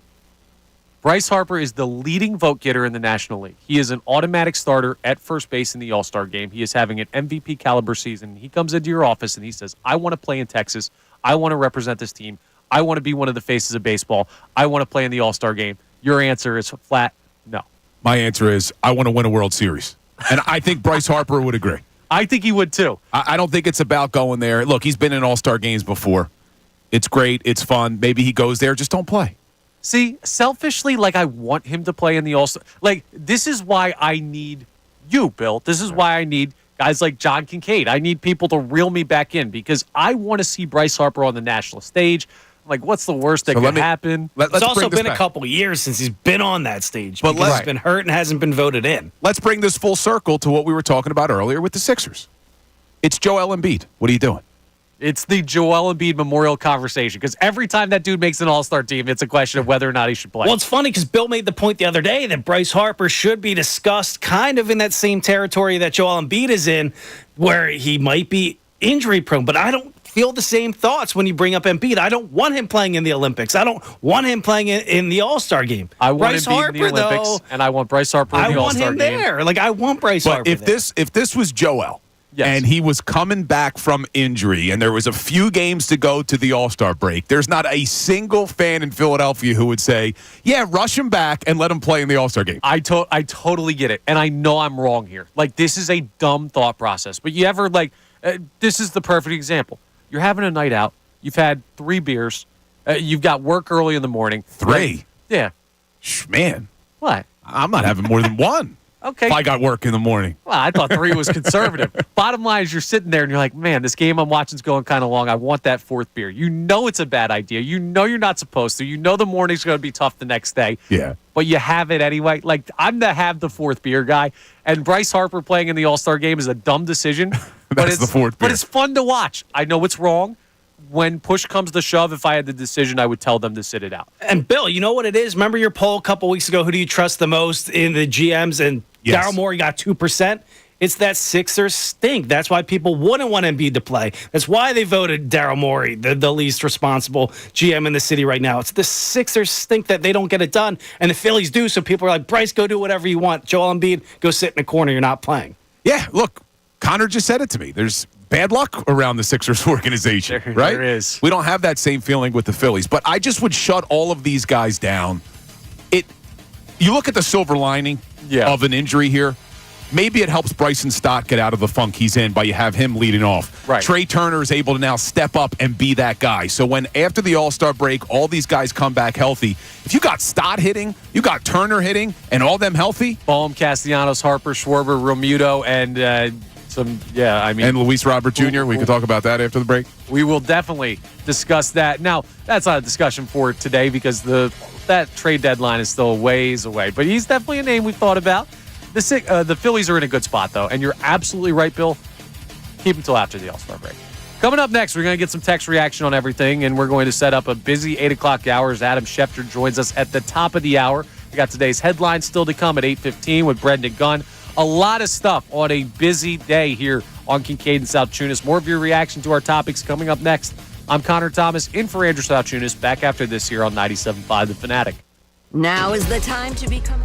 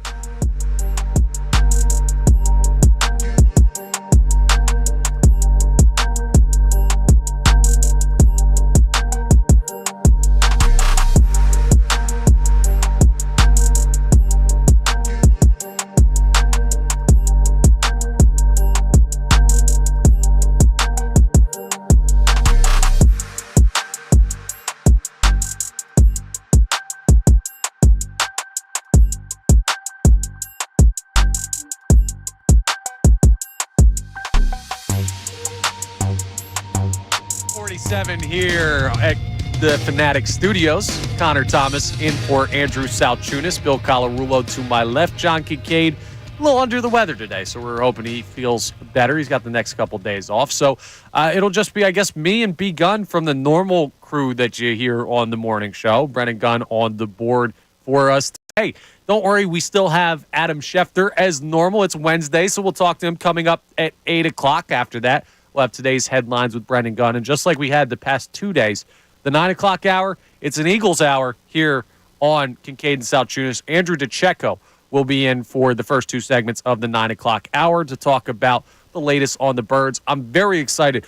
I might just sit here and turn my mic off and just let Bill Colarulo and Andrew DiCecco go back and forth on Eagles theories and what they're thinking about the offseason, because these are 2 great Eagles minds that we're going to have in this room. Well, you're getting a double dose of it today because we got me and Andrew today at 9 a.m. here, and then we're doing a Birds Insider show tonight from 6 to 8:30. Oh, you got the day-night doubleheader. I Yes, love sir. that. Okay, perfect. That's even better. The more content we can get on that, the better, because I know you guys both know the Birds inside and out, so that'll be fun to get into. So that's what we have coming up the rest of the way. But I want to get back to the text line. We've been on a lot of conversations today. We started by talking about the Buddy Hield potential sign-and trade to send him to the Warriors. Is that a smart move? Would you want him back instead? Who would you want back if that trade happens? We also ran through the starting 5 for the Sixers right now and what positions they still need to add at. And we got into a discussion about the Philadelphia Phillies and the injuries currently facing them. Bill would hold guys out till after the All-Star break. I strongly agree.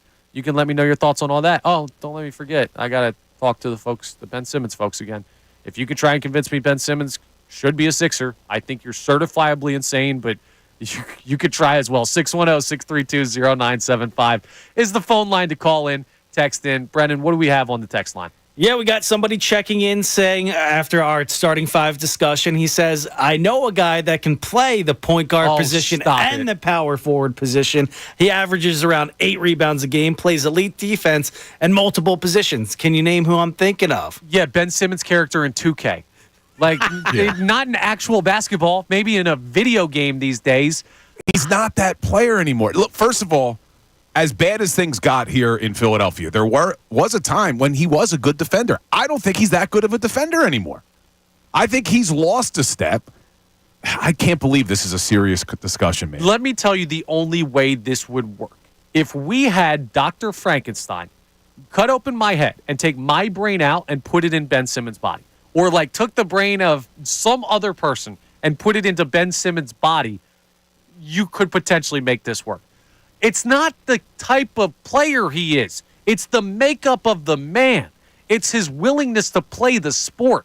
It's just not existent enough to be on a championship caliber team. Are we trying to build a winning team here? Or are we trying to just bring in a guy that's going to spend half his time either at the Met Gala or Wimbledon or playing Call of Duty somewhere? Like, I don't think that's unfair criticism. I do think people harp on that too much for players like, I don't know, Kyler Murray, who likes to play video games, but when he's out there, he's a pretty darn good quarterback. Like, for Ben Simmons, legitimately, I don't know if this dude actually wants to play basketball. I'm not paying him to be a part of this team. I'm not trusting him with any responsibilities. I am totally good on the Ben Simmons thing. So that texter talked about Ben Simmons is averaging 8 rebounds a game. Tobias averaged 7 last year. We want him back? No, he's perfect for Detroit. And Tobias played pretty good defense? Yeah, solid. Pretty good defense, rebound. It's because you can't trust the guy. Right. Because he disappeared in big moments. And we want to turn all the good vibes that this Sixers team has right now. We want to bring back Ben Simmons. I cannot believe that there are people in this city who legitimately think that's a good idea. I can't tell if that text was tongue-in-cheek or not. No, serious. There was a string of Ben Simmons texts for days from that person. Dude, you got to be kidding me. Like, it just doesn't make sense. Okay, do we have other... the Twitter poll was 20% on the best show ever yesterday. Who are you people? Who wants Ben Simmons back on this basketball team? And what if you watched of him playing basketball that makes you think that's a good idea? You couldn't have possibly watched anything because he doesn't play. These are the people that are buying into the gym workouts. They got to be. That's the only explanation. What else do we have on the text line? All right, we got a guy checking in on that Buddy Hield sign and trade. He wants to get a third team involved, the Chicago Bulls, and he wants to know how you guys feel about Lonzo Ball because they just got Getty, so they're trying to offload some bigger contracts. Lonzo Ball could play the point guard. Issue is he hasn't stayed healthy. Lonzo Ball hasn't played basketball in like 4 years. And I may be overstating that, but I don't think it's No, it's been 3. Yeah, I was His last season was 2022. It's not much shorter than that. So, sure, is Lonzo Ball a low-risk, high-reward type of move? Potentially, but it depends what you'd have to give up. I think that the Chicago Bulls, they're a tough team to trade with because they're too dumb to know they're not good.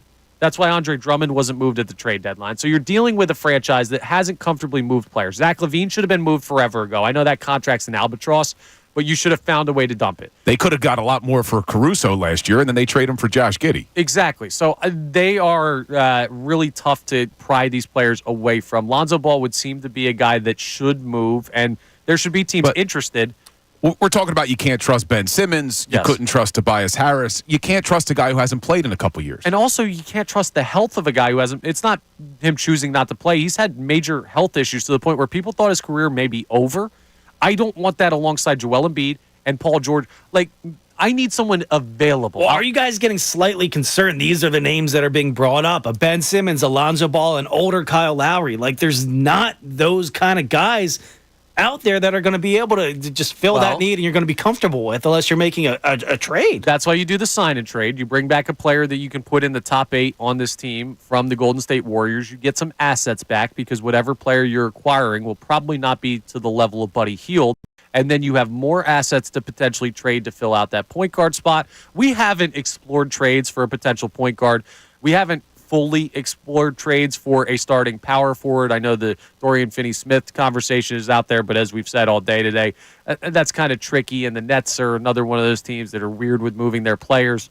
Like, there are options out there, and I think we'll see more once this Buddy Hield thing hopefully soon gets done. Daniel Miller on our YouTube page said, Lonzo Ball, lol. How about Magic Johnson? He can facilitate. Yeah, yeah, really, what are we doing here with some of these names that are getting floated around? This is why it's great that Daryl Morey is the one in charge of this and not like a groupthink organization. Well, I'm glad you said that because everything I've been saying about Daryl Morey, a lot of people were saying about Daryl Morey is, look, let's give him a chance. This is the first year where he can really build this team. He had the blank canvas. It's only July 3rd. The league year hasn't even started yet. I'm allowing him. I'm sure he's thinking about these options. He's going to have to get creative. Let's see what he does. Coming up next, we're going to talk to the great Adam Schefter, ESPN insider for the NFL. And we're going to have to get to some nuts and bolts with Schefty. There have been some interesting things coming out media-wise from the NFL, from a new TV show. Hard Knocks, the offseason debut. It's not the Eagles, but it has to deal with the player the Eagles acquired. And we're also going to discuss if there's something the Eagles need to do before the season starts besides just roll through training camp. So we'll talk to Schefty coming up. We'll have today's headlines with Brendan Gunn at 8:15. A busy start to the 8 o'clock hour. Coming up next, I'm Connor Thomas in for Andrew Salciunas. This is Kincade Salciunas on 97.5 The Fanatic.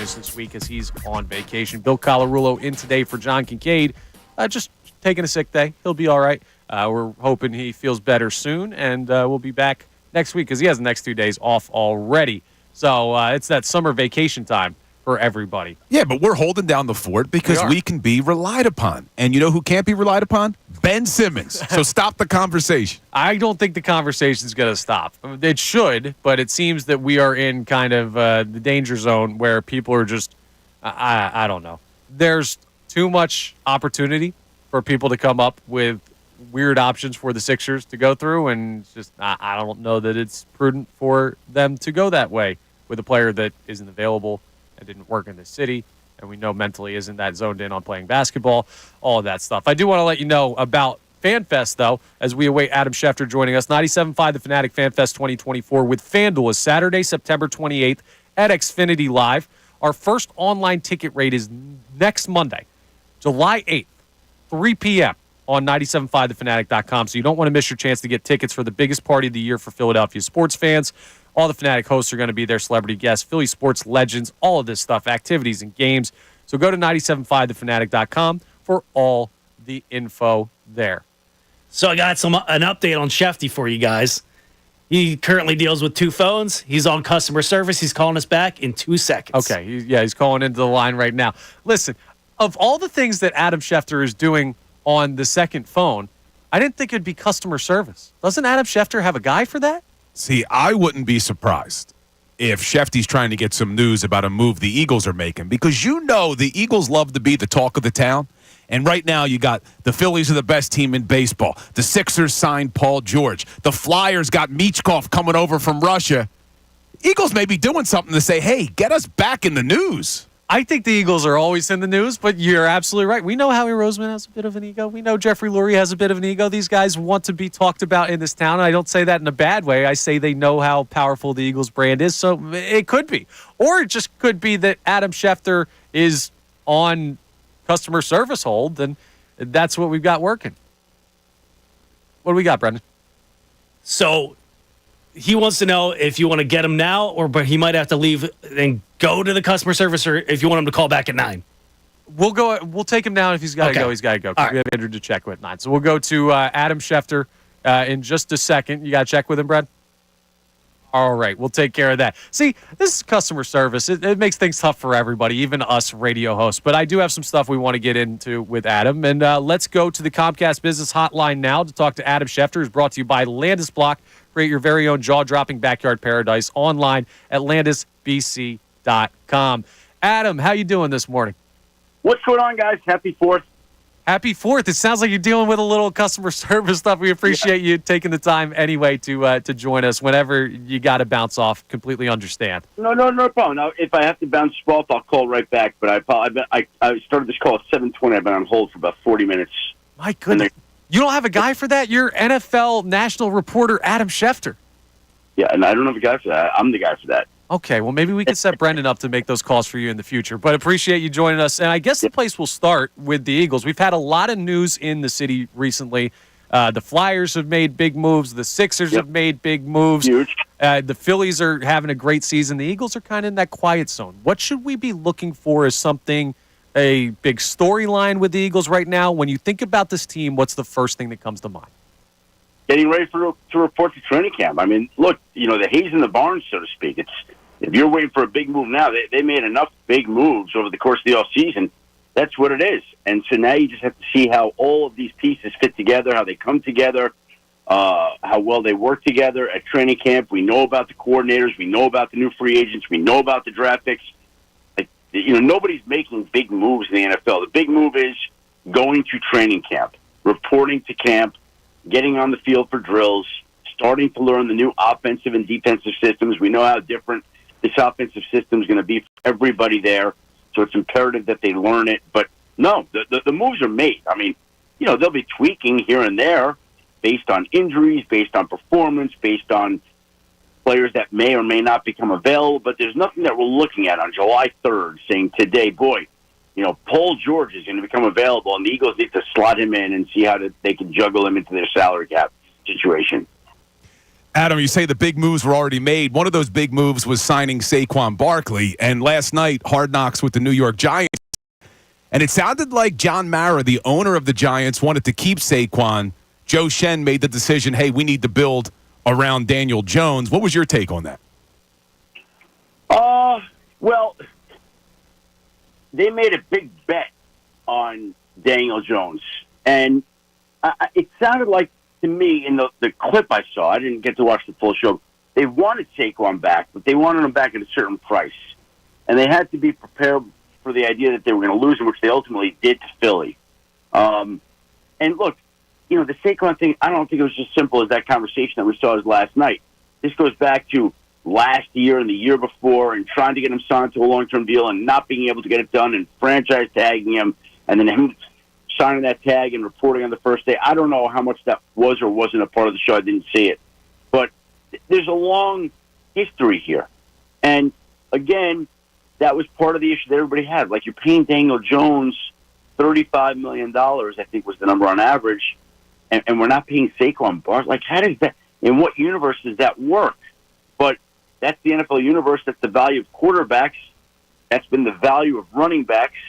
And that is partly why it led to Saquon ultimately leaving New York and going to Philadelphia, because he felt like he had to leave to get the value that he felt he deserved. And even then, still could argue, what was the number he came in at Philadelphia? 12 a year, I'm guessing, roughly 11, 12? Yeah, it was about that. Yeah, would you rather have Saquon for 11 or 12 or Daniel Jones for 35? Like, I think most people would agree on the answer to that question. Yeah, it's Saquon, and I don't think it's too close. And Saquon is one of the guys, he's not the only one learning a new offense. Pretty much the entire Eagles team is learning a new offense with Kellen Moore coming in and taking over. Philly is an impatient town, Adam. I'm sure that's not news to you or anyone listening. But I do think there's a way that we need to exercise patience early on in this coming season as they try and learn this system. Is that fair to say, or should they know already? So you're exhorting the whole city to change its mindset, right? Absolutely. And, well, good luck with that. Thank you. I don't think that's too practical or realistic. You'd like to think that people will be understanding, but I don't think that they will. I just don't think that's how sports work. Now, from your perspective, though, should there be, like, if you look at this Eagles team, they get off to a slower start offensively. They're winning games, but they don't look like they're clicking on all cylinders. Do you look at that as, hey, they're learning a new system, they're figuring things out, or are they talented enough that they should hit the ground running? No, I think they should hit the ground running and get better as the season goes on. I still don't think that, they come out and lose because you didn't know the offensive system. Like, they're going to be in camp. They're in an off-season program. They're going to be in camp. That's what we're doing. That's why I go back when you say, what big moves are we expecting? The big move is everybody coming together and learning the new systems. That's the big deal here. And it's not real sexy, but it's the fact of the matter. And so, to me, they're good enough to go out and start winning right away. They should start winning right away. You may not see their best games early on. That would not be a surprise at all. But you should still see, in my mind, winning football. We're talking to the one and only Adam Schefter on the Comcast Business Hotline. Adam, let's talk about the defense for a second, because you look at the history of the Philadelphia Eagles franchise. They've never been to an NFC championship game without having a top 10 defense. Is it realistic to think that they can go from 30th last year to top 10 this season? Yeah, I think they can. I think the talent's there. I think Vic Fangio's that good.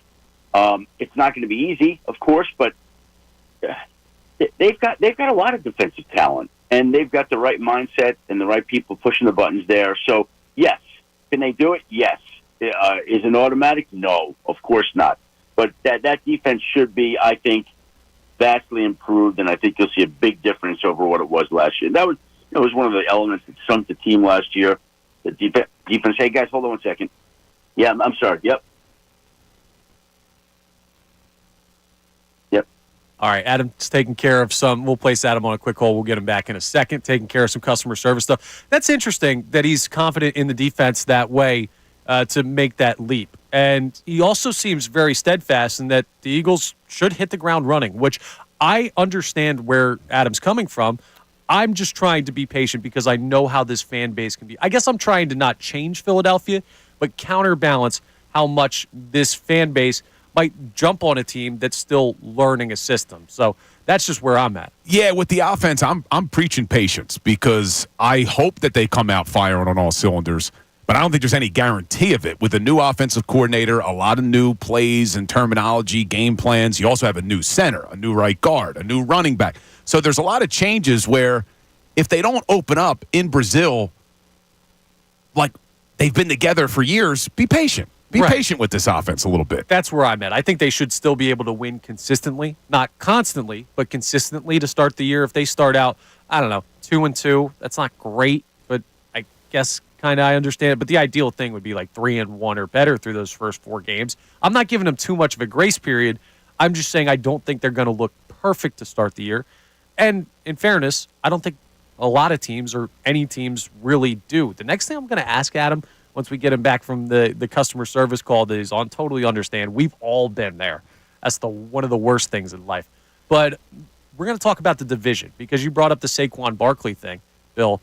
And I want to know what their perspective is on the other teams in the division.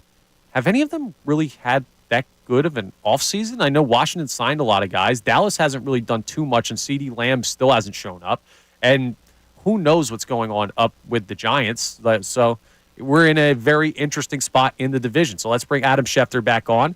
Schefty, when we look at the division, I was just talking with Bill, it doesn't seem like there have been a lot of huge jumps by the other teams in conference. You have Jaden Daniels down in Washington, which could play out.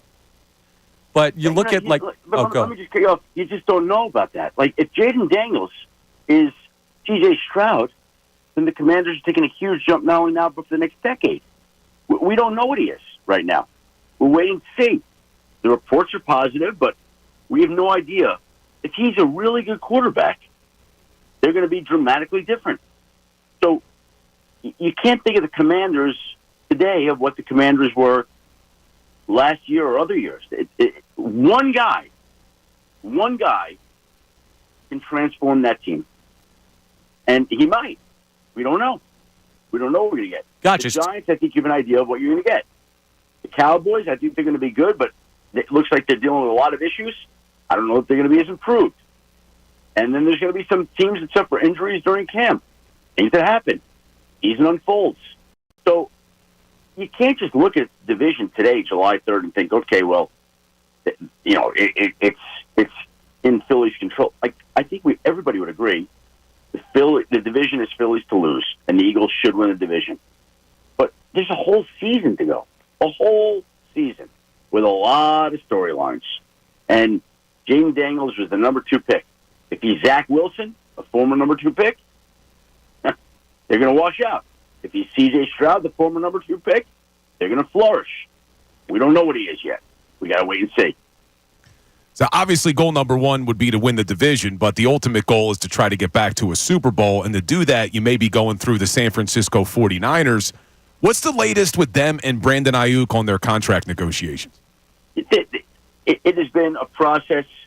They had a meeting last week where Brandon Ayuk was able to air some things on his mind. He has said he expects to be there. I expect that he's going to be there. I don't think they're trading him. He's in the last year's contract. Hold on, guys.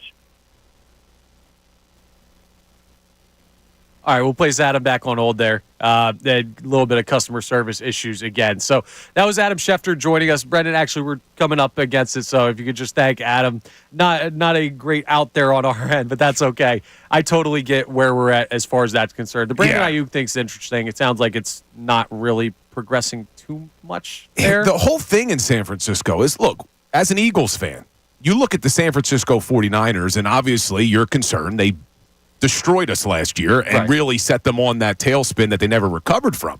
But not only are they trying to overcome the Super Bowl hangover after losing last year, they fired their defensive coordinator. Now they got contract dispute with arguably their best wide receiver, who I think is better than Deebo Samuel. So keep your eye on San Francisco. They may be headed for a little bit of a down year. Absolutely. Understand that. And Adam Schefter joined us on the Comcast Business Hotline. Every day in business is a big day. Comcast Business gets you ready for what's next and was brought to us by Landis-Block. Create your very own jaw-dropping backyard paradise online at landisbc.com. So we've got a lot of stuff still to come in the program. Andrew DiCecco will join us coming up at 9 a.m. Andrew DiCecco of Inside the Birds for a little bit more on the Eagles' perspective on where they're at. And we have something that we're going to get into with Andrew that I think is going to be very interesting, dealing with what the positive spin on this team could be. It's not very often that you look at the Eagles and this fan base takes like a largely positive jump, but we're going to try and push people in that direction coming up at 9 o'clock. It was a fun conversation with Schefter, and you know what's the funny thing? Like, you have to kind of pick things out every once in a while. He does he obviously doesn't want to give up his sources. He doesn't want to give up too information. You totally respect that, but there are things that you can gain. Did you catch what he said about the Eagles' chances to win the division? The division is Phillies to lose. They should win the division. That makes me feel good. Now, I agree because, look, maybe this is the Eagles fan in me. Maybe it's the fact that I just can't stand the Cowboys. But I look at that Dallas Cowboys team. I'm expecting a down year for them. I agree. There's so much stuff going on. You got Dak Prescott in the final year of his deal. No franchise tag clause. No trade clause. So this is literally the last year of his deal if they can't come to any sort of extension, which looks like they can't. You have CeeDee Lamb unhappy. You have Micah Parsons unhappy. You have Mike McCarthy, who's always a lame duck coach again. Right. They haven't upgraded. They have nobody who could run the football. They had to bring back Ezekiel Elliott. They lost their defensive coordinator in Dan Quinn. I look at the Cowboys. I would not be surprised if they have a 9-8 season this year. Here's hoping, buddy. That would be awesome. But we'll get back to that in just a second. You know what's also awesome? Let's go to, it's 8:17, a little bit late, but today's headlines with Brendan Gunn. Today's headlines with Connor Thomas. Sorry, guys. I'll be right back dealing with some customer service stuff going on. It happens to everybody, dude. I can't blame Schefter. You're his guy for that now. I set you up with it. He's going to text me. He wants to pay me some of that. I'll do that. All right. Let's start with something you guys asked Schefter last night. It was the premiere of the Giants' in-season Hard Knocks, and their GM, Joe Shen, however you pronounce it, and John Mara were discussing Saquon Barkley, and here's what they had to say. Because we're not going to franchise him. Like, it doesn't make any sense to franchise him. So. Unless you think you can trade him after doing that. Right, and then could we get something and trade him? What are we really going to get? Unless it got down to like $7 million. And I don't want to offer that because I don't want to be like we disrespected him. There's 31 teams. It only takes one to, maybe be open to doing something. I mean, in a perfect world, I'd still like to have him back. Until we can prove that we can have a decent offense without him. You know what I love about this year's Hard Knocks, like that version of Hard Knocks? All the clips I've seen are different than past years. In past years, what you get like the rookie talent show, and I know this is the off-season version. It's not like the training camp version of Hard Knocks, but you'll get like the rookie talent show, and they'll run some drills, and you might get a player that you like. You see into the live of a player.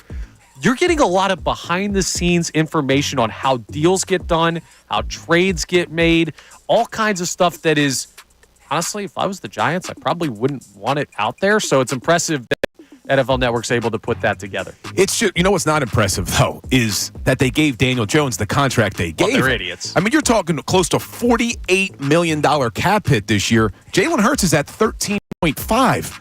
That's why they couldn't afford to sign Saquon Barkley. I mean, that was a ridiculous contract to give a guy like Daniel Jones who's done nothing in this league. Exactly. And they said as much. Like, Daniel Jones is going to see that they don't believe they can have a competent offense without Saquon Barkley, and that starts with Daniel Jones. But, all right, let's move on to the second one yesterday. Earlier, we discussed Bryce Harper starting in the All-Star game for his 8th time. But yesterday, the Futures game was announced, and two guys in the Phillies organization made the roster. Justin Crawford and Aiden Miller. I have a question for you guys, though. Are they actually part of the Phillies' future going forward? Absolutely they are. So you look at Crawford and you say, okay, you got an outfielder there coming up that you believe maybe could be the first all-star that you actually develop from your system, ever? So I would like to see him progress a little bit more before I either move on from him or decide that he's going to play. And Aiden Miller, I think, has a path to play third base for this team. I look at prospects. I'll move every single one of them, man. I'm looking just like Salciunas, dude. I'm looking at this team. The goal is World Series or bust. I look at them. I think they are set for the next 3 seasons. You have your pitching staff under contract. You have all these big stars under contract.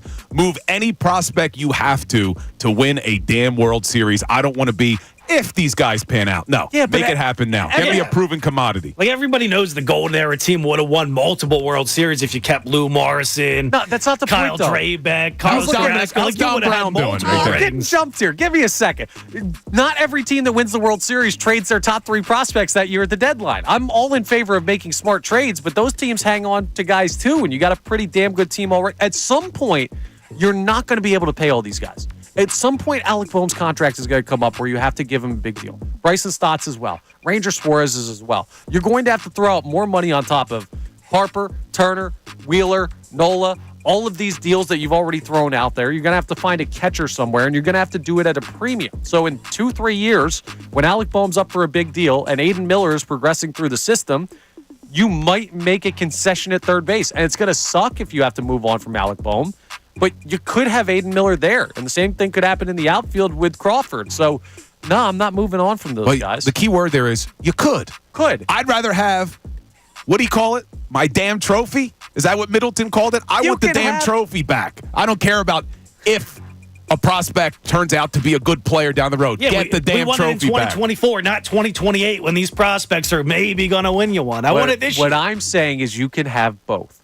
It doesn't have to be one or the other. I've seen one in my whole life. What do you mean we can have both? Yeah, both you can have both. Great job, Brendan. That was today's headlines with Brendan Gunn. Coming up next, we're going to talk about a big story of the Eagles offseason that we may have been neglecting. Bill brought this up as we were show prepping, talking about the offensive line and something that we haven't looked at it. We talked about we're going to take a positive spin with Andrew DiCecco. Well, Bill might take a positive spin on some changes that came to the offensive line this offseason for the Eagles. So we'll continue some Eagles conversation coming up. We'll also react a little bit more to what Adam Schefter had to say. It's Kincade Salciunas. I'm Connor Thomas in for Andrew Salciunas. We're back after this here on 97.5 The Fanatic. Fanatic Sports Up.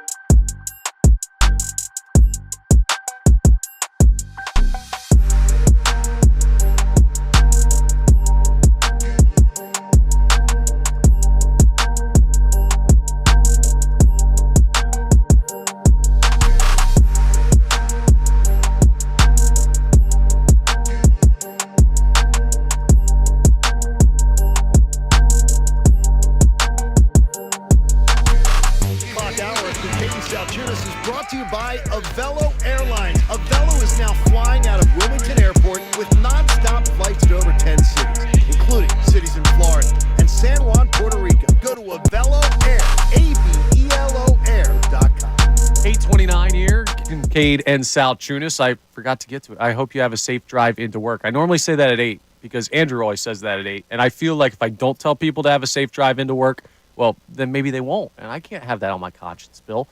So, yes, Connor Thomas sitting in for Andrew Salciunas. Bill Colarulo to my left sitting in for John Kincade. Brendan Gunn on the board today. We just talked to Adam Schefter. Now had a little bit of customer service that he was dealing with. We're going to tighten that up a little bit, and we're going to replay the best 5 minutes coming up at 8:47. The reason we're not doing it at 9 as we normally do, or 9:10 rather, is because we have Andrew DiCecco of Inside the Birds in for the 9 o'clock hour once again. So we'll replay Schefter coming up, but we have some big breaking NBA news. And it's not Sixers related, but it's definitely a guy that was in Sixers conversations this offseason. Bill? Breaking news, but not necessarily surprising news. Free agent LeBron James. It's funny that he's a free agent, but free agent LeBron James has agreed to a 2-year, $104 million maximum deal to return to the Los Angeles Lakers.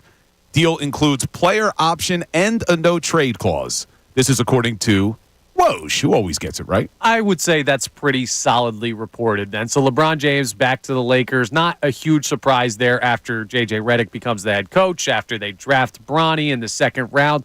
It would have been the ultimate bait and switch. Oh, how funny would it have been? It would have been great if he had just said, I'm going back to Cleveland, or I'm going to go play in Phoenix. Have fun with J.J. Redick and Bronny, and I'm just going to fly the coop, and you guys can deal with my problems, Lakers. Like, now, obviously, it was never going to happen, but...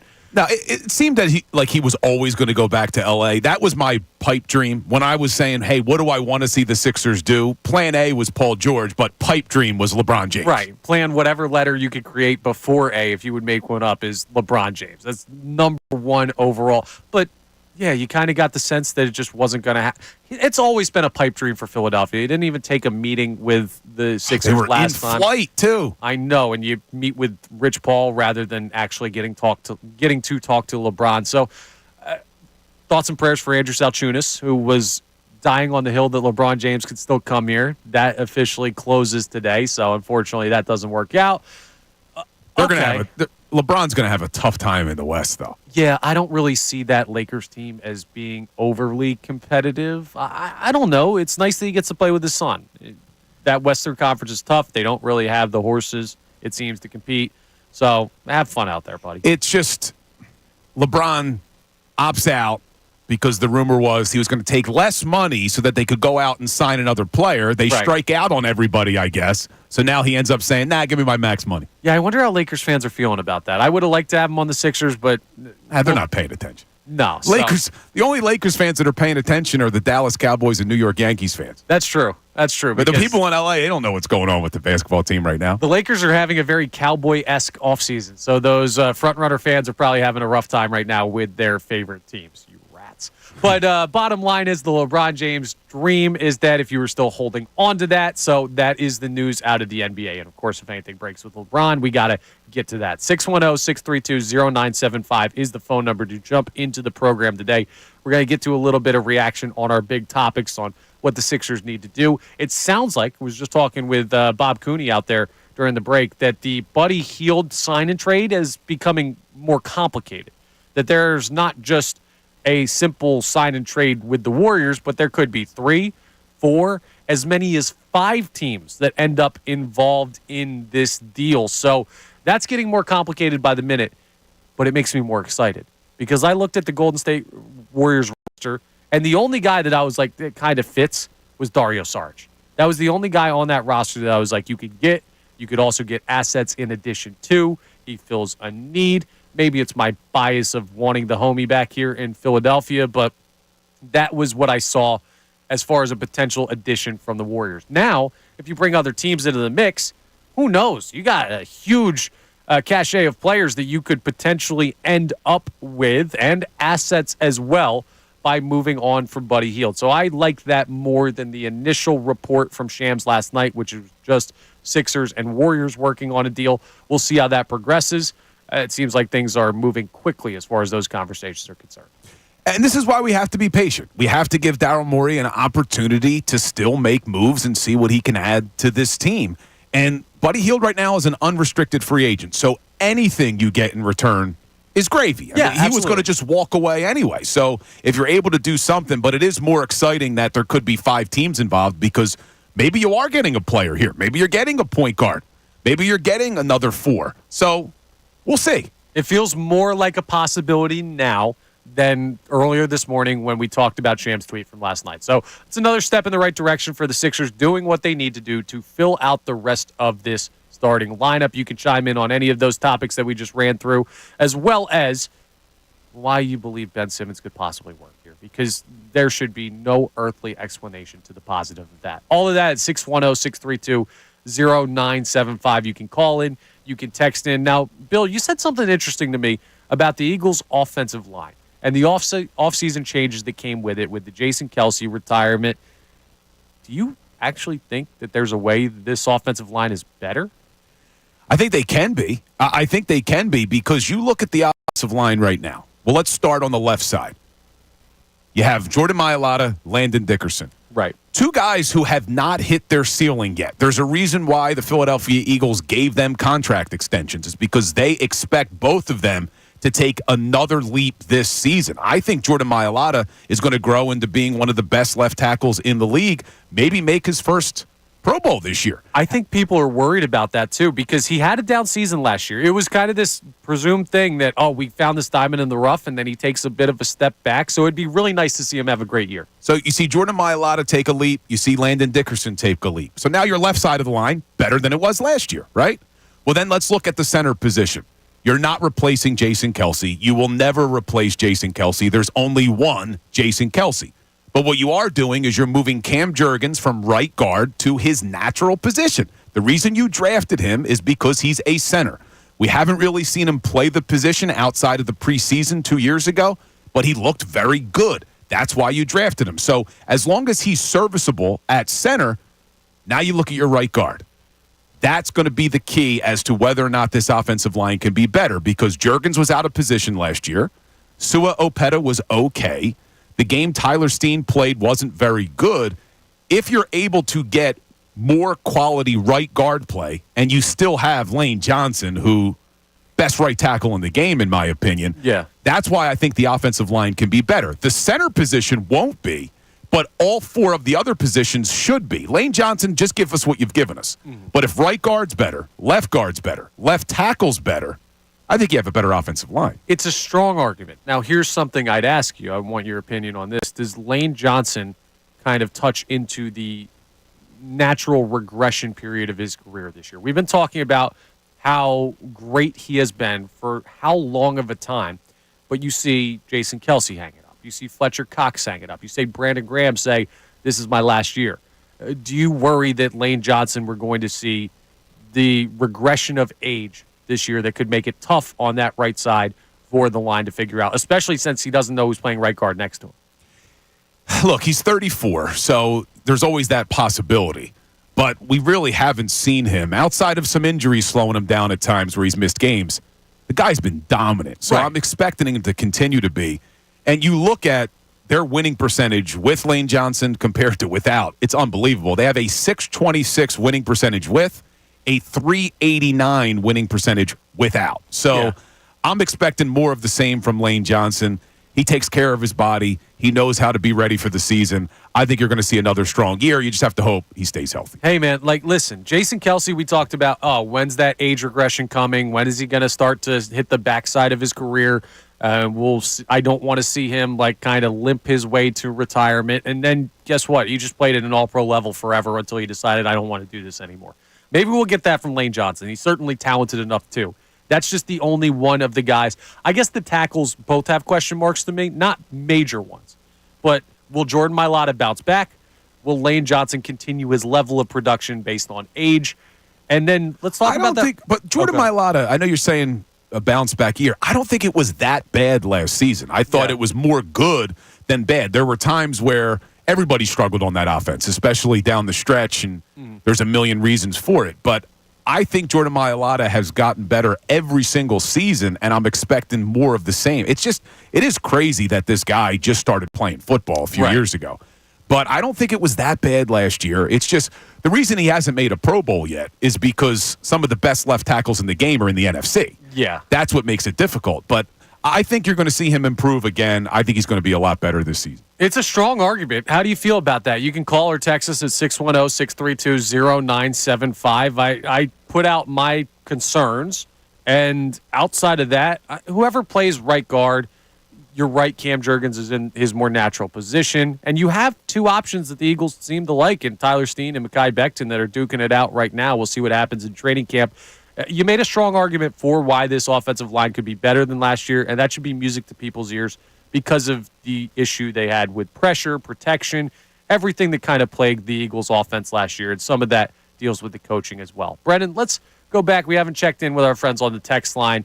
So we have the Sixers topics. We've been talking some Eagles stuff. What do we have lately from our texters? Yeah, we got somebody chiming in again on the Buddy Hield potential sign and trade that Bob Cooney just told us that it may be running into some issues. But somebody checked in, no name, said a player he would want back in that deal is Gary Payton Jr. He said he would be a perfect fit next to Maxey, Oubre, Paul George, and Embiid. He brings high energy on defense, doesn't need the ball. Is he a poor man's Josh Hart? Maybe.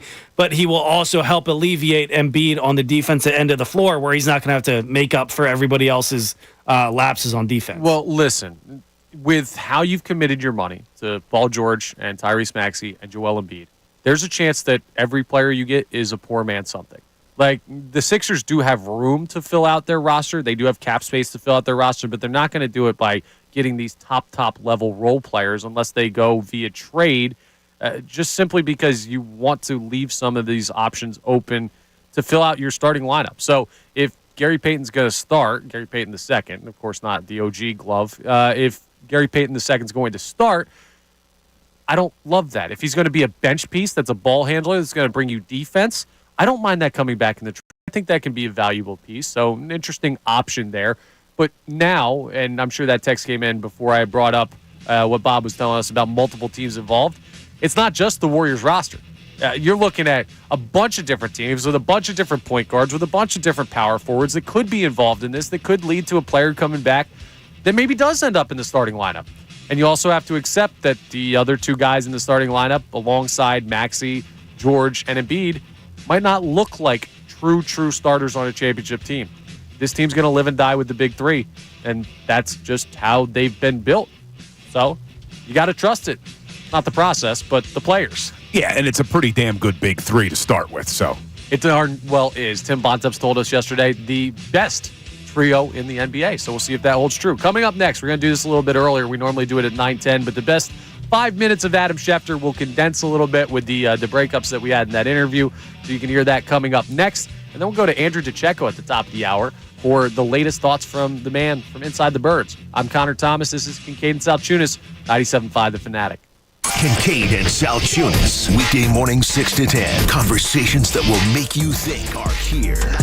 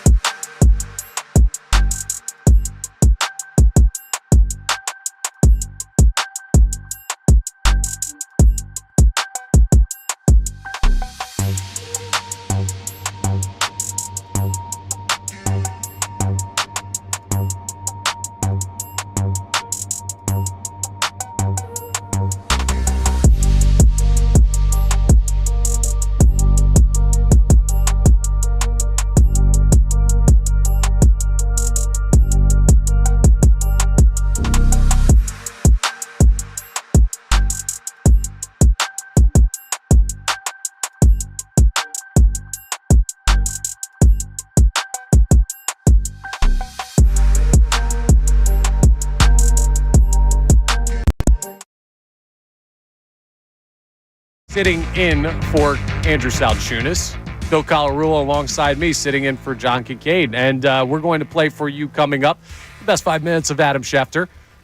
We concisely put together the interview in a little bit of a cleaner package than we had it earlier, so we can get to some stuff. And there was some interesting stuff in there in between the customer service calls that we will go ahead and play for you in just a couple seconds. But I want to remind you what we have coming up the rest of the show. At 9, we're going to have Andrew DiCecco of Inside the Birds join us for the first 2 segments of that hour. And the way we have it set up, the first segment is going to be something that Bill and I want to ask Andrew. So a topic that we developed. The second segment of the 9 o'clock hour, I'm going to be honest, we don't even know yet at this point. That's something that Andrew thinks people need to hear about the Eagles. So that's something he brings to the table, which will be a bit of an interesting experience for Bill and I to see where the mind of Andrew DiCecco goes. And Bill, I know you're ingrained with the Eagles as well. I'm going to love that conversation. That's going to be can't miss. So if you want to know what you should be focusing on as the team draws closer to training camp, we're going to be focused on that heavy the rest of the way. And you can call in or text in with some questions for the 2 Eagles geniuses that will be sitting to my left in the 9 o'clock hour, Bill Colarulo and Andrew DiCecco, as we go ahead and head towards that. But without further ado, let's go ahead and listen back to the best 5 minutes of our interview with ESPN's NFL insider, Adam Schefter. Let's go to the Comcast Business Hotline now to talk to Adam Schefter. If you're waiting for a big move now, they made enough big moves over the course of the offseason, and so now you just have to see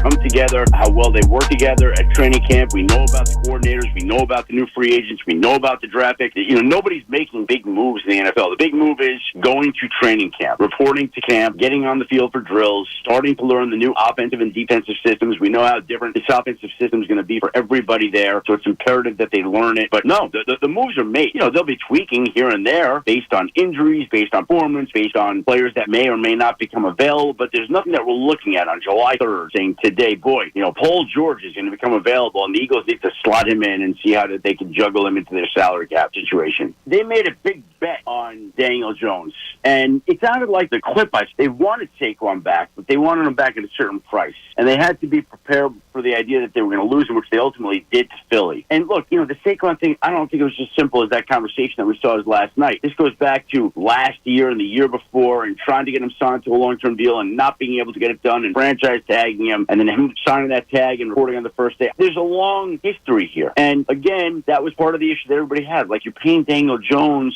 $35 million, I think was the number on average, and we're not paying Saquon Barkley. Like, how does that, in what universe does that work? But that's the NFL universe. That's the value of quarterbacks. That's been the value of running backs. And that is partly why it led to Saquon ultimately leaving New York and going to Philadelphia. No, I think they should hit the ground running and get better as the season goes on. I still don't think that come out and lose because you didn't know the offensive system. They're going to be in camp. They were in an off-season program. They're going to be in camp. That's what we're doing. That's why I go back when you say, what big moves are we expecting? The big move is everybody coming together and learning the new systems. That's the big deal here. And it's not real sexy, but it's the fact of the matter. And so, to me, they're good enough to go out, start winning right away. They should start winning right away. You may not see their best games early on. That would not be a surprise at all. But you should still see, in my mind, winning football. I think the talent's there. I think Vic Fangio's that good. It's not going to be easy, of course, but they've got a lot of defensive talent. And they've got the right mindset and the right people pushing the buttons there. So, yeah, can they do it? Yeah. Is it automatic? No, of course not. But that defense should be, I think, vastly improved, and I think you'll see a big difference over what it was last year. That was one of the elements that sunk the team last year. If Jaden Daniels is C.J. Stroud, then the Commanders are taking a huge jump not only now but for the next decade. We don't know what he is right now. We're waiting to see. The reports are positive, but we have no idea. If he's a really good quarterback, they're going to be dramatically different. So you can't think of the Commanders today of what the Commanders were last year or other years. One guy can transform that team, and he might. We don't know. We don't know what we're going to get.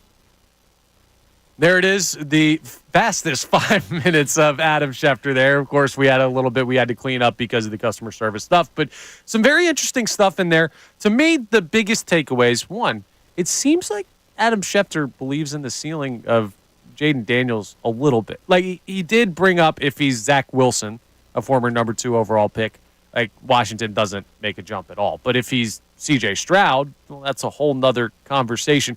I don't know. I guess I just look at that Washington team, and I assume because Washington is always the much maligned franchise in the NFC East, as the Giants have been recently, but the Washington Commanders have been in that spot more consistently, that they're just not on the same stratosphere. Like, do you really think Jaden Daniels can bring that team into a contention for the NFC East this year? Well, I'm going to ask you this question. Did you think that C.J. Stroud could do that for the Texans last year? I don't like that answer, Bill. You know what I mean? So, look. You're scaring me. Yeah, the Commanders, you don't expect them to be very good, but you never know. A quarterback can come in and elevate a franchise. You saw C.J. Stroud do it with the Houston Texans. Now, I'm not expecting that with the Commanders, but they did make a lot of moves. They brought in not only some younger players, they brought in some veterans, especially on the defensive side of the ball. So I think the Commanders will be better. For whatever reason, the Eagles have struggled with the Commanders over the last couple of seasons. Yeah, it's weird.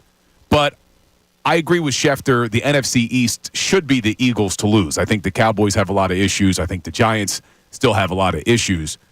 But one of the questions I asked Schefter was about the defense, because I said, hey, look, the Eagles have never been to an NFC championship game without having a top 10 defense. You think they can go from 30 to top 10? And he's like, yeah, I think they can. And he gave the same reason that a lot of people give, which is, well, Vic Fangio. Not only do they have players now, they have Vic Fangio. And it's hard to know, because I looked at Vic Fangio over the last 10 years. It's either really good or really bad. Well, you look at him, it's almost every other year. He's Aaron Nola. Yeah. Last year, the Dolphins, 22nd overall. Well, then you go back to 2021, the last time he was a D coordinator. Denver's number 3. He was the head coach. Year before that, they're 25. Year before that, top 10. So it's been back and forth, and you could do that over the last 10 years with Vic Fangio. It's either feast or famine. It's rarely right in the middle. Well, let's hope it's feast, because I'm not really feeling famine this year for the Philadelphia Eagles, especially after the collapse of last year. But it's a great point. I think coaching is a huge part of this roster, and good stuff from Adam Schefter, as always. Brendan, do we have some Eagles text to get to on the text line? Yeah, we got a couple coming in. The first one's from El Skeezy in Wally World. Oh, you say El Skeezy. We got him checking in. He says, yes, the other 4 people on the line may be better, but if you take Jason Kelce away, isn't that kind of like cutting off the head of the snake, where everything else is just kind of fall in between in the lines there? So we're having Andrew DiCecco join us at 9. I want to get into this with him a little bit as well. And I don't want to take anything away from Kelce, because future Hall of Famer, one of the greatest to ever put on an Eagles uniform. I think if you're looking at the offensive line, as long as Cam Jurgens is more than serviceable at center, there's a reason why centers don't go in the first round very often, but tackles do. Who goes in the tops of the draft? It's your tackles. Center is more of a luxury at times. So, yes, Kelce's great, but I think this offensive line can be better if you're going to get better play out of Mailata, better play out of Dickerson, better play out of the right guard, and Lane Johnson just stays the same guy. The center position's the one position where you can have a little bit of a drop-off. It's kind of funny, right? Because this happens with a lot of positions in a lot of different sports. You have an all-time great player who makes a difference at a position, and they elevate the thought process about that position amongst the fan base.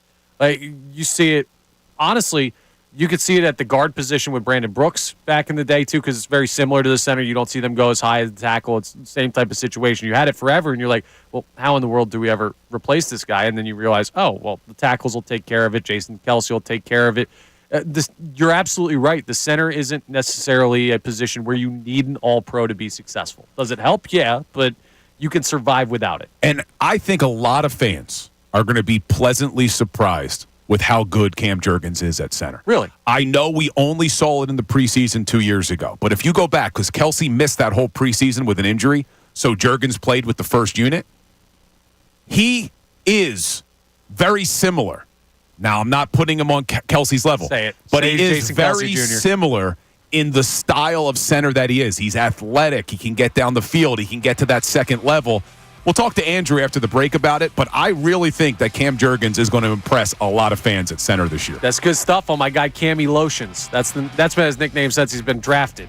Of course, you get the Jurgens lotion, but that's what we have on the Eagles for that segment. We've got a bunch more coming with Andrew DiCecco of Inside the Birds joining us at the top of the hour. I'm going to have to make sure we didn't have to tell people about our collegiate beef that we might have. I got to make sure that he didn't go to a rival college as we come back. But it's been a fun day so far in the 9 o'clock hour. Heavy Eagles here on Kincade and Salciunas. A lot of stuff still to get into. I'm Connor Thomas, Bill Collarule to my left, Brendan Gunn on the board, and we're back right after this on The Fanatic.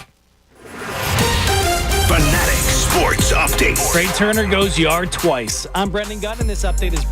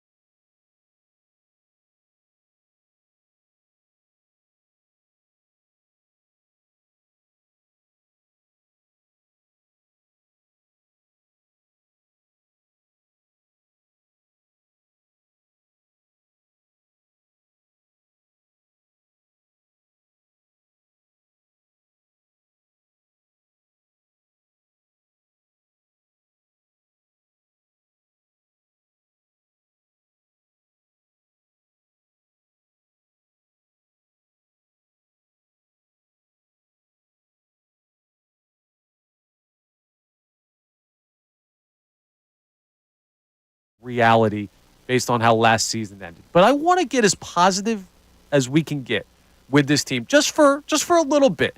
We can suspend disbelief and talk about what could go right with this team. So I guess my first question is, what is the ceiling of this football team this coming year? I think the ceiling for me is conference championship. I think that they could definitely get to that level. Super Bowl, a lot of things would have to fall into place. I still think they're lacking in some depth areas. And again, I always try to be transparent when I look at the team as it's currently constituted. And they're going to continue to add pieces. But I think right now they're positioned to have a deep run. I like what they've done from a coordinator standpoint, adding 2 veteran coaches that have commanded rooms before, and they know exactly what they're looking for, so there's not a whole lot of guesswork there. So you have to be really encouraged when you look at the Eagles, and I think, in best case scenario, they obviously make to the Super Bowl if you're an Eagles fan, and I think, looking at it right now, I think they're positioned for a conference championship. Okay. So we're talking about the ceiling being conference championship, but to get there, let's talk about some things that need to happen as far as personnel on the field. So right before you came on, I know you heard us talking about the offensive line. Because this offense, as great as the weapons are, as excited as everybody is about what this offense can be, all starts up front, right? We know that. How good can this offensive line be? And for it to be that good, who's their right guard? Well, I'm with you, Bill. I think it can actually be better than it was last season. And the reason why I say that is, look, it's obviously going to be really tough to replace someone of the caliber of a Jason Kelce. And we're not going to put those expectations on Cam Jurgens. But Cam Jurgens is going to be more than capable of holding down the center spot. He's extremely athletic, very fluid, can get to that second level and really create some blocks and spring some guys. But the right guard spot, to me, look, the Eagles would love nothing more than for Tyler Steen to win that job. But he's going to be pushed heavily, in my opinion, by Mekhi Becton, who I think could actually steal that late, because I just think the objective is always to get your best 5 on the field. Right. I think right now with his pedigree, his size, his experience, he gives you that. And so that right there, you're looking at depth. And you also have Matt Hennessy. You also have Fred Johnson, who the Eagles really like, who's a backup tackle. You have Darian Kennard, who's a former draft pick of the Kansas City Chiefs a couple of seasons ago, former 5th-round pick. So there's a ton of optionality there and depth. And the players that they drafted, Trevor Keegan, and they drafted Dylan McMahon. I really like what they've done, quietly piecing together that depth. Losing someone like Asuo Opeta and Jack Driscoll is a pretty tall order because they both did so many different things. So I think the Eagles have adequately addressed that. Now, while we're on that, I know that people started having questions last year when the offensive line struggled to pick up the blitz. It started with Brian Johnson. Then I think it expanded to, why isn't Jalen Hurts picking this up at the line? Then it expanded to, what's going on with the offensive line just not being able to block this well? And we even heard a little bit, not a lot, because this guy's basically royalty in Philadelphia, but a little bit of criticism of Jeff Stoutland saying, well, why can't the offensive line figure out the protections better than that? My question basically is this. Is Jeff Stoutland still, in your mind, in a position where he is a great offensive line coach, we have no worries whatsoever, he is going to make this line as good as they can possibly be? Is that still the feeling? Absolutely. I think where Jeff Stoutland really comes into play is developing younger players. Asuo Opeta wasn't even drafted, and he was starting games for you and being able to capably fill in. Jack Driscoll, again, these guys were able to parlay. Jack Driscoll was a late round pick. They were able to parlay their success in Philadelphia into substantial free agent deals. I think he's going to be able to get everybody dialed in. I think he's going to be able to look at Mekhi Becton as a reclamation project and really get the most out of him, which is why I'm already giving him the benefit of the doubt that he's going to be in contention for a starting spot. And then to me, I think Jordan Mailata at left tackle, I mentioned yesterday when I was on with you guys, him being such a pivotal leader for this team. I think this is the year where he steps up and becomes an all-pro. I think he's really going to take a next step forward, and that's all under Jeff Stoutland's tutelage. Wow, dude, you guys both high on Jordan Mailata taking that step. I am, and as Andrew's talking, I went on Pro Football Focus because I just wanted to see where they have the offensive line rankings for the NFL. They got the Philadelphia Eagles having the second best in the entire league, only behind the Detroit Lions. So it's not just us who are high on them. So is PFF. But you mentioned potentially Mekhi Becton, and this is what I want to talk to you about. I think Tyler Steen does have the inside track, but Becton has been primarily a tackle in his career, and he played a lot on the left side of the line. So not only would he be transitioning to a position he really hasn't played. He's also going from left to right. Do you think that's going to be difficult? It's certainly going to be a challenge, but he actually said when asked that it was more challenging going from left tackle to right tackle and the transition inside to guard, at least, and now this is spring practice, so context, of course, is important. He said it wasn't that daunting. I think getting the experience and getting reps there, granted you're not really getting the full physicality and of that position. You're not, you're operating in a phone booth there. You have to be able to block guys like Jalen Carter and Jordan Davis, right. So you can't really replicate that in spring practices, but he looked natural and fluid for what it's worth. I think that transition is going to be relatively seamless by comparison. Now, this is something Bill's brought up a couple times today, and it's a fair point. The Eagles need a top 10 defense historically to make it to a conference championship game. They've never gotten there without one, correct, Bill? That is correct. So when you look at this defense, we asked Adam Schefter about it earlier. We'll ask you about it now. Trying to be positive, look at the ceiling of this team. What's their ceiling as a defense? Is it top 10? I would say more top 12 to 15. I think Vic Fangio is going to have a very big influence, obviously, but you're going to see a lot more structure. You're going to see a lot more communication and everybody pulling in the same direction. Whereas last season, Connor, I saw a disjointed defense and one that, frankly, wasn't that athletic. They didn't run very well. They were a little bit aging. So you saw their shortcomings really surface when they were facing some of the more athletic teams that could really spread you out. And I think right now with Vic Fangio, you're going to see a lot more structure and uniformity. So trying not to live in the past. I know Connor started it with, hey, let's try to be positive, but there's something that has bothered me. You could be negative. Going back to last season was letting TJ Edwards walk. I didn't like that move when it happened. I really didn't like that move when you saw him succeed in Chicago and the Eagles struggling to find a linebacker. Well, back to the Pro Football Focus rankings. The number 3 best linebacker unit in the entire NFL, the Chicago Bears, with TJ Edwards leading the show. And then you look at the Philadelphia Eagles, and they're ranked 30th in the NFL in terms of linebacker units. That might be generous. So let me make sure it was 30th. I'm going off memory there. Yes, 30th, unfortunately. Only the Chargers and Cardinals are worse. Why does this team continue to neglect that position? So I'm going to look at it from a positive. I'm going to keep with that positive trend here, and I'm going to say because they've already established the philosophical approach in which they're going to prioritize fortifying the trenches, offensive and defensive line. They pay corners, they pay wide receivers. It's tough to pay everybody, and I think ultimately you're seeing positions like linebacker and safety get neglected as a result. Now, they've taken it too far. There's been too much of there's different extremes here, and I think the Eagles have felt that they've been able to piecemeal it together with athletic players who they seemingly think can adequately do the job. But I think right now, and I know it's tough to envision for a lot of listeners out there, I think they've done a much better job of, at least on paper, positioning that unit to be a little bit more effective than last season. Look, Devin White's going to have high expectations, being a former first-round pick, but he's immensely athletic. He obviously has produced at times at a high level before, which is something that we can't really say in the past about any linebackers. And I would also say that Zach Baun, I know you have a lot of questions about Zach Baun. I think that he offers the ability to rush the passer from the inside linebacker spot, which is something that I would expect to see the Eagles implement a lot of sim pressures where you're blitzing a linebacker and then you're dropping one of your edge rushers back into coverage. So those are different areas where I think that they can really accentuate it. Yeah, and Devin White also was a very good blitzer as well from that linebacker position. So I agree with you. There's a lot of question marks at linebacker, but you can certainly say the upside this season is a lot higher than what it was going into last year. You knew you weren't probably going to get great linebacker play from Shaq Leonard when you brought him in after he got cut from Indianapolis, or even Zach Cunningham gave you what he could. Nick Morrow gave you what he could. So at least there's some upside now. Let's talk about Devin White's upside.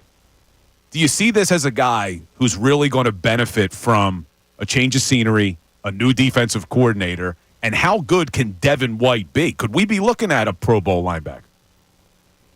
Pro Bowl, I'm not sure, but I do think that he's going to return to form under Vic Fangio, because let's face it, under Vic, if you don't play within the structures and the confines of his defense, you're not going to see the field. It doesn't matter where you were drafted. Everybody starts out with a clean slate here. And I think Devin White may utilize this opportunity as a springboard towards getting back to prominence, right? He's coming off a rocky end to his tenure with the Buccaneers where he was frankly benched. This is a chance for him to kind of reinvigorate his career, play within structure, be a little bit more disciplined, and really key in on the minor details that he sort of was able to kind of disregard. And he was just kind of roaming free and not really keying in on details. So he'll be able to do that here. If he doesn't, he's not going to see the field. We've got Andrew DiCecco of Inside the Birds joining us live here in studio. You can call in or you can text in with questions for Andrew, Bill, and I on the Eagles. 610-632-0975 is the phone number to call, to text. We'd love to hear something from you. If you have any questions, we got two of the best minds in the business when it comes to the Philadelphia Eagles. So we're going to get to that at some point. But on that linebacker conversation, this might be a short-sighted view of this. And I know people in the city of Philadelphia love their linebacker play. They love blitzing linebackers. They love Jeremiah Trotter. That's why people are so excited Jeremiah Trotter Jr. is here. Don't worry, it's not a how good is Jeremiah Trotter Jr. question going to be.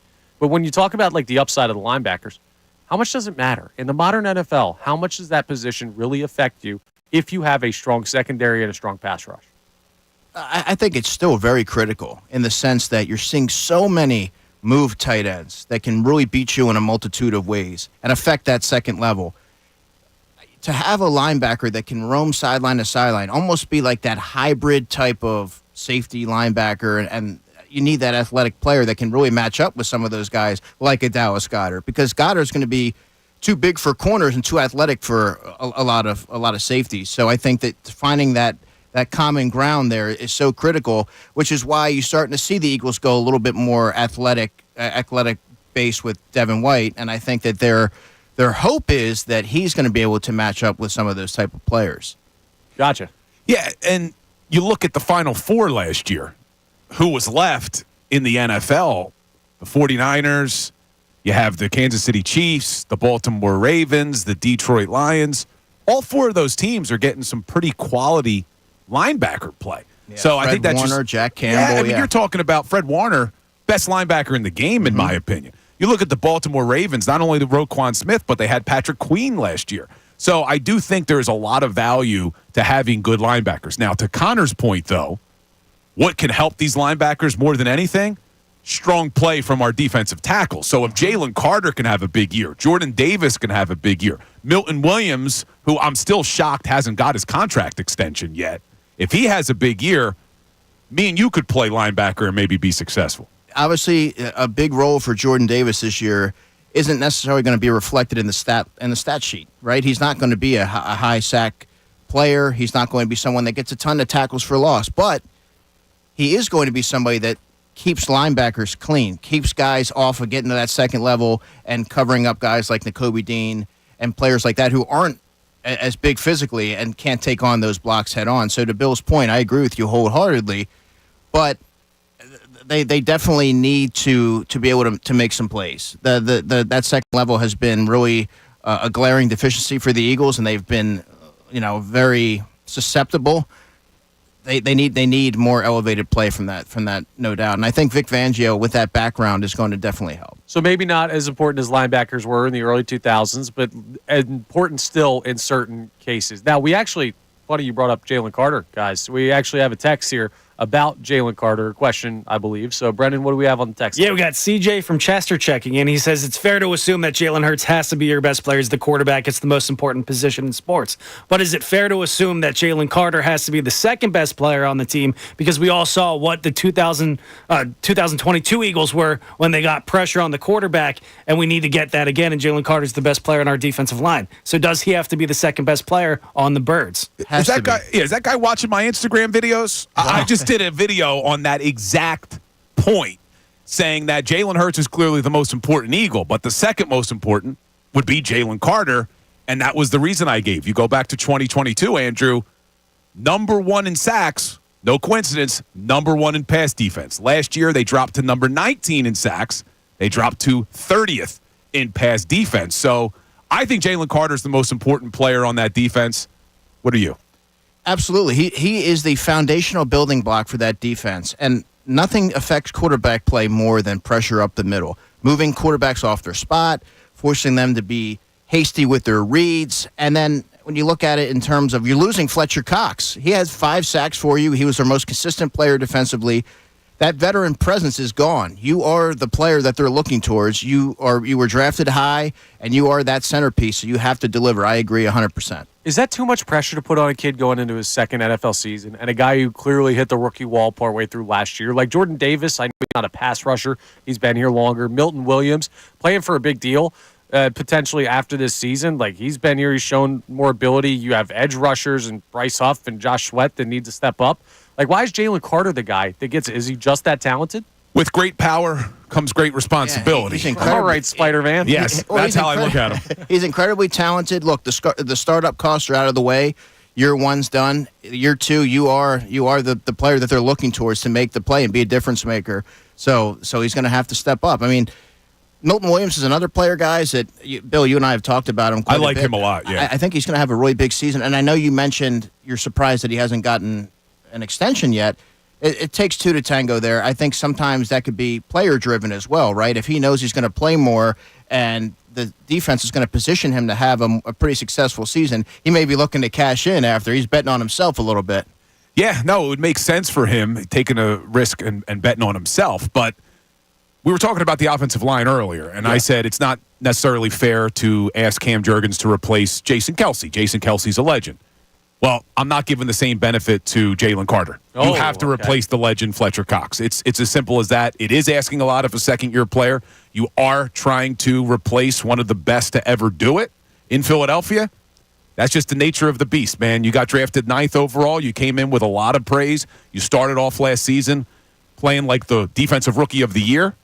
You got to step up. You got to fill those shoes. Well, guess what, dude? He's not the only one. And I know the 2 legends you get caught up in are Jason Kelce and Fletcher Cox, but there are some young players on this defense that are going to really have to step into roles if they're going to reach their ceiling. It's not just Jalen Carter. It's Quinyon Mitchell. It's Cooper DeJean. I mean, I would consider, when you look at edge rushers, Bryce Huff is a guy who is still a younger player, and he hasn't proven himself as an every down player yet. There's a lot of question marks. There's a lot of upside. There's a lot of opportunity. And because there's a lot of opportunity, what we're going to get into next with Andrew is going to be very interesting.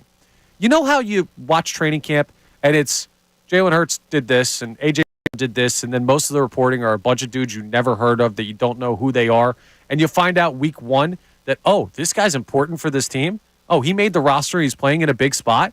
Well, coming up, Andrew's going to break down who some of those under-the-radar names are.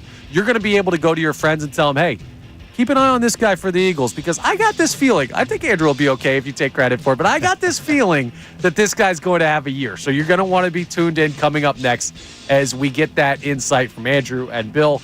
We'll continue the conversation. I'm Connor Thomas, filling in for Andrew Salciunas. This has been, well, it still is, Kincade Salciunas. And we are back after this for more Birds Talk right here on 97.5 The Fanatic.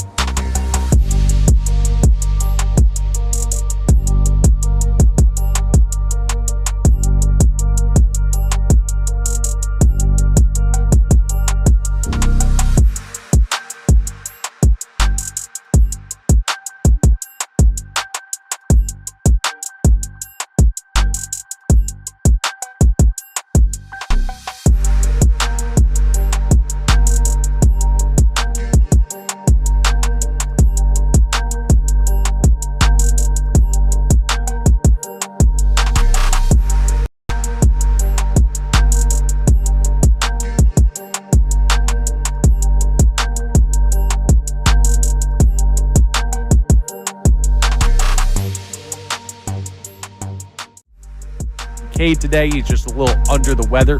He's got vacation the next couple days, Johnny does. So it'll be a rotating cast. And Andrew DiCecco is with us for the third straight day in the 9 o'clock hour. And the way we've been attacking this with the mind from inside the birds is the first segment is a question that the people here hosting the show have for Andrew. And then the second segment is something that he wants to get into that he thinks people in the fan base really need to hear. And this is an intriguing one.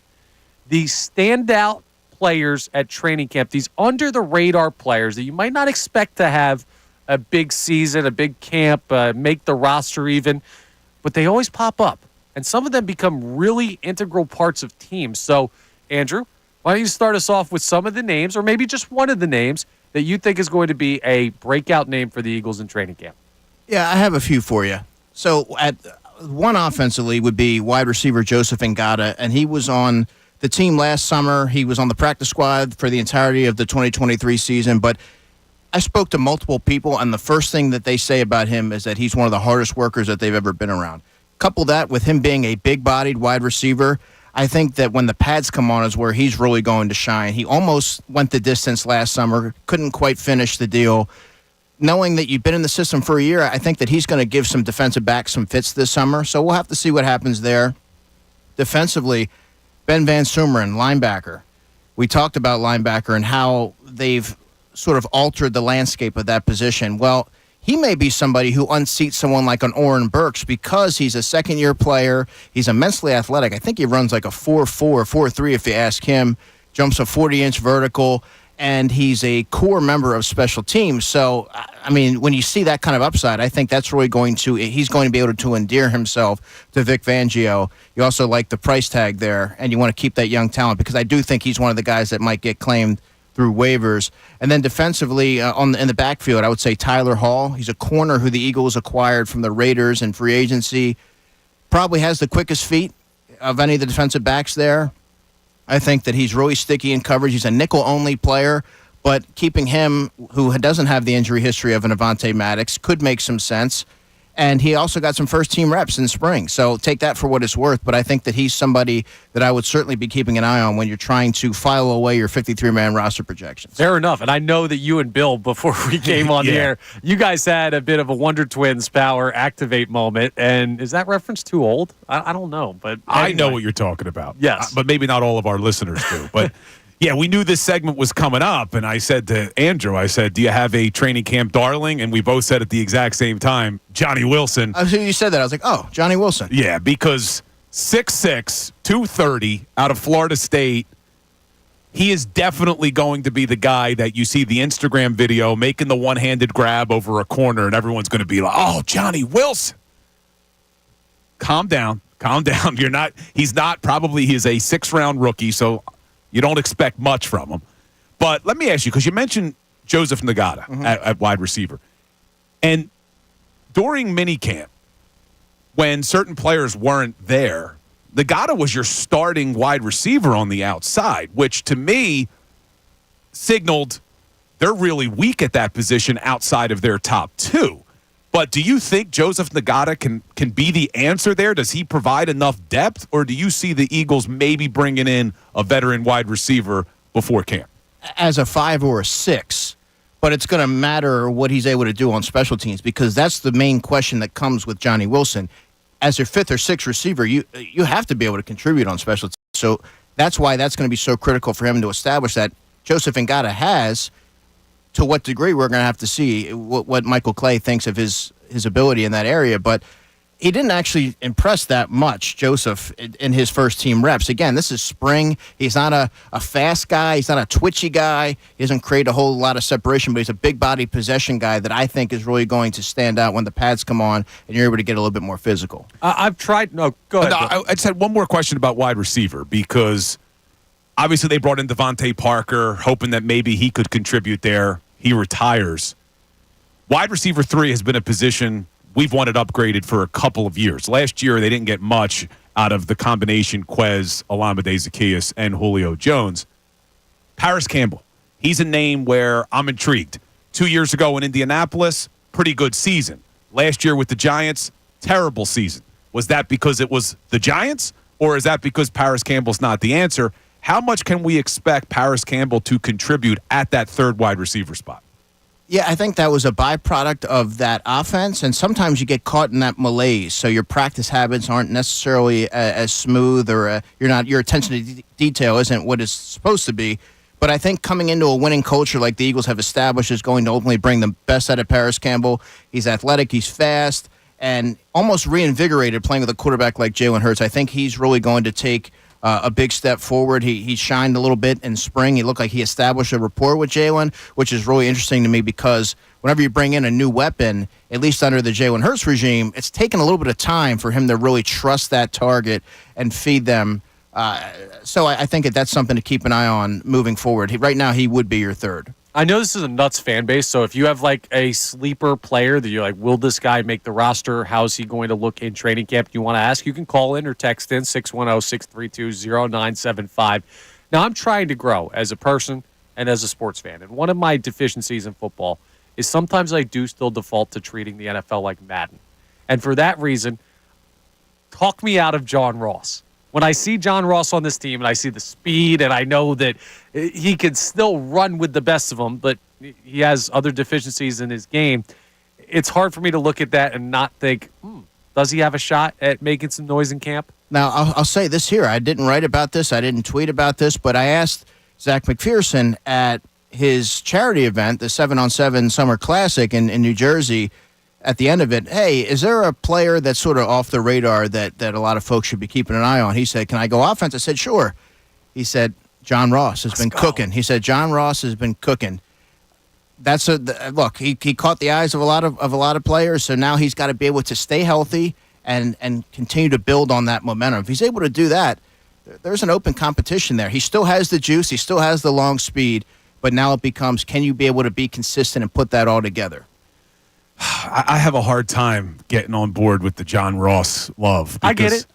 He was out of the league last year, so I know the name, and he hasn't done much in his NFL career. No. It's just because of his 40 yards in his career. Yeah, it's because of his 40-yard time from his combine a few years back. I'm an idiot for thinking as highly of John Ross as I am, but I do think that speed is a bona fide skill, and you can't coach speed. That's what my college coach always said. But you look at the wide receiver 3 position, and it's not going to be hard, though, to get more production than you've gotten. I was looking at Quez, OZ, and Julio last year combined for 380 yards. Combined. Crazy. For 380. So you hope you could get more, but you may not need it with all the other weapons. But let's jump over to the defense one more time, because I want to have this chicken or the egg argument with you. Sure. 2022, they lead the league in sacks. They lead the league in pass defense. Which one is it? Does a good pass defense result in more sacks, or do more sacks result in a good pass defense?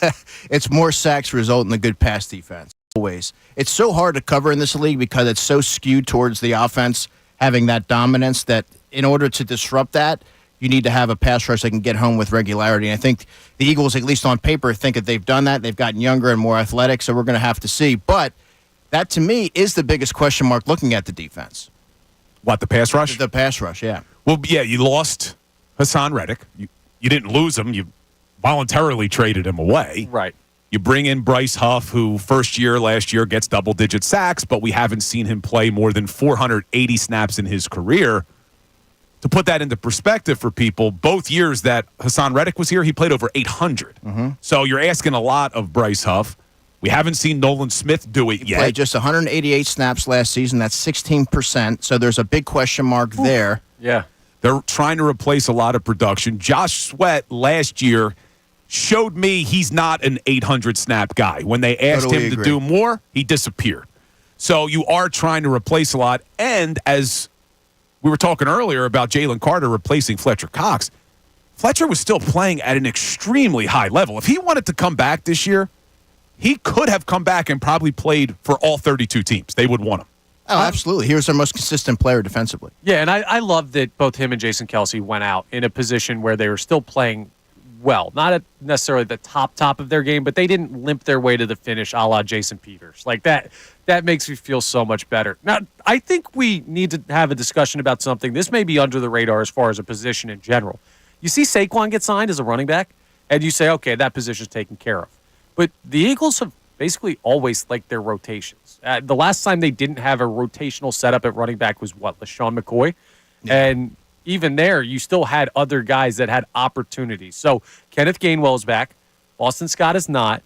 Is there a front runner to figure out that third spot in the backfield if they carry three? And is it going to be my guy, Will Shipley? It's absolutely going to be Will Shipley. I agree. I thought that early on during the spring, it looked like he was fighting the ball as a pass catcher, but he became more comfortable. And that could have just been a byproduct of him pressing and trying to do too much, Connor. But I thought that as the spring practices wore on, he was heavily utilized as a receiver, looked a lot more fluid and comfortable doing that.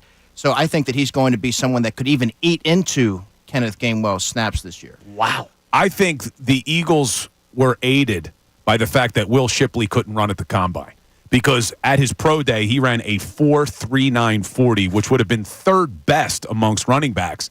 But because he didn't run at the combine, maybe he fell under the radar a little bit. I'm excited to see what he can do. And to your point about LaShawn McCoy, I do expect Saquon Barkley to be on the field a lot more than you saw DeAndre Swift last year, similar to what McCoy used to do, because Barkley's not only a great pass catcher, not only a great running back, he's very good in pass protection, which Swift struggled with at times. Yeah, Swift was very deficient in that area. Kenny Gainwell can do it. He's not great at it, and we have to see what Will Shipley was able to do. But yeah, kind of piggybacking off of that, I do think that Will Shipley is going to be somebody that you hear a lot about this summer.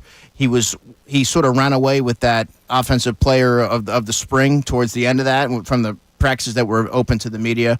So I'm really interested to see what he's able to do and how Kellen Moore chooses to utilize him, because I think he can be very active as a receiver. Now, we said earlier, training camp darling. Yeah. And I said Johnny Wilson. My honorable mention is going to be Will Shipley. It should be. Love that. So we've covered just about everything as far as that's concerned, and who knows, new guys are going to pop up left and right here. There may be someone we even missed. That's why it's so entertaining, because we never truly know. But you can come as close to knowing ahead of time by listening to these two guys, and we can hear you guys again later on tonight. 6 to 8, right? 6 to 8:30, 2.5 hour Bird Insider tonight. Look at that. So definitely tune in for that for more of this. But our time with Andrew DiCecco on this program has come to an end. Thank you so much for the time this week, man. Really appreciate it. It has been. Great Eagles talk never gets old. We're wrapping up the show with the Key 3, the Kincade Salciunas Key 3 coming your way next. The best 3 minutes of today's program. We'll also have our crossover with one Robert Cooney to talk about what's coming up on middays. So one more segment to go here on Kincade Salciunas. Stay right there. Don't go anywhere. Connor Thomas in for Andrew Salciunas, and we're back after this here on 97.5 The Fanatic. Tyrone Johnson. What kind of person are you? What kind of citizen is the city of Philadelphia getting? With 76ers draftee Jared McCain.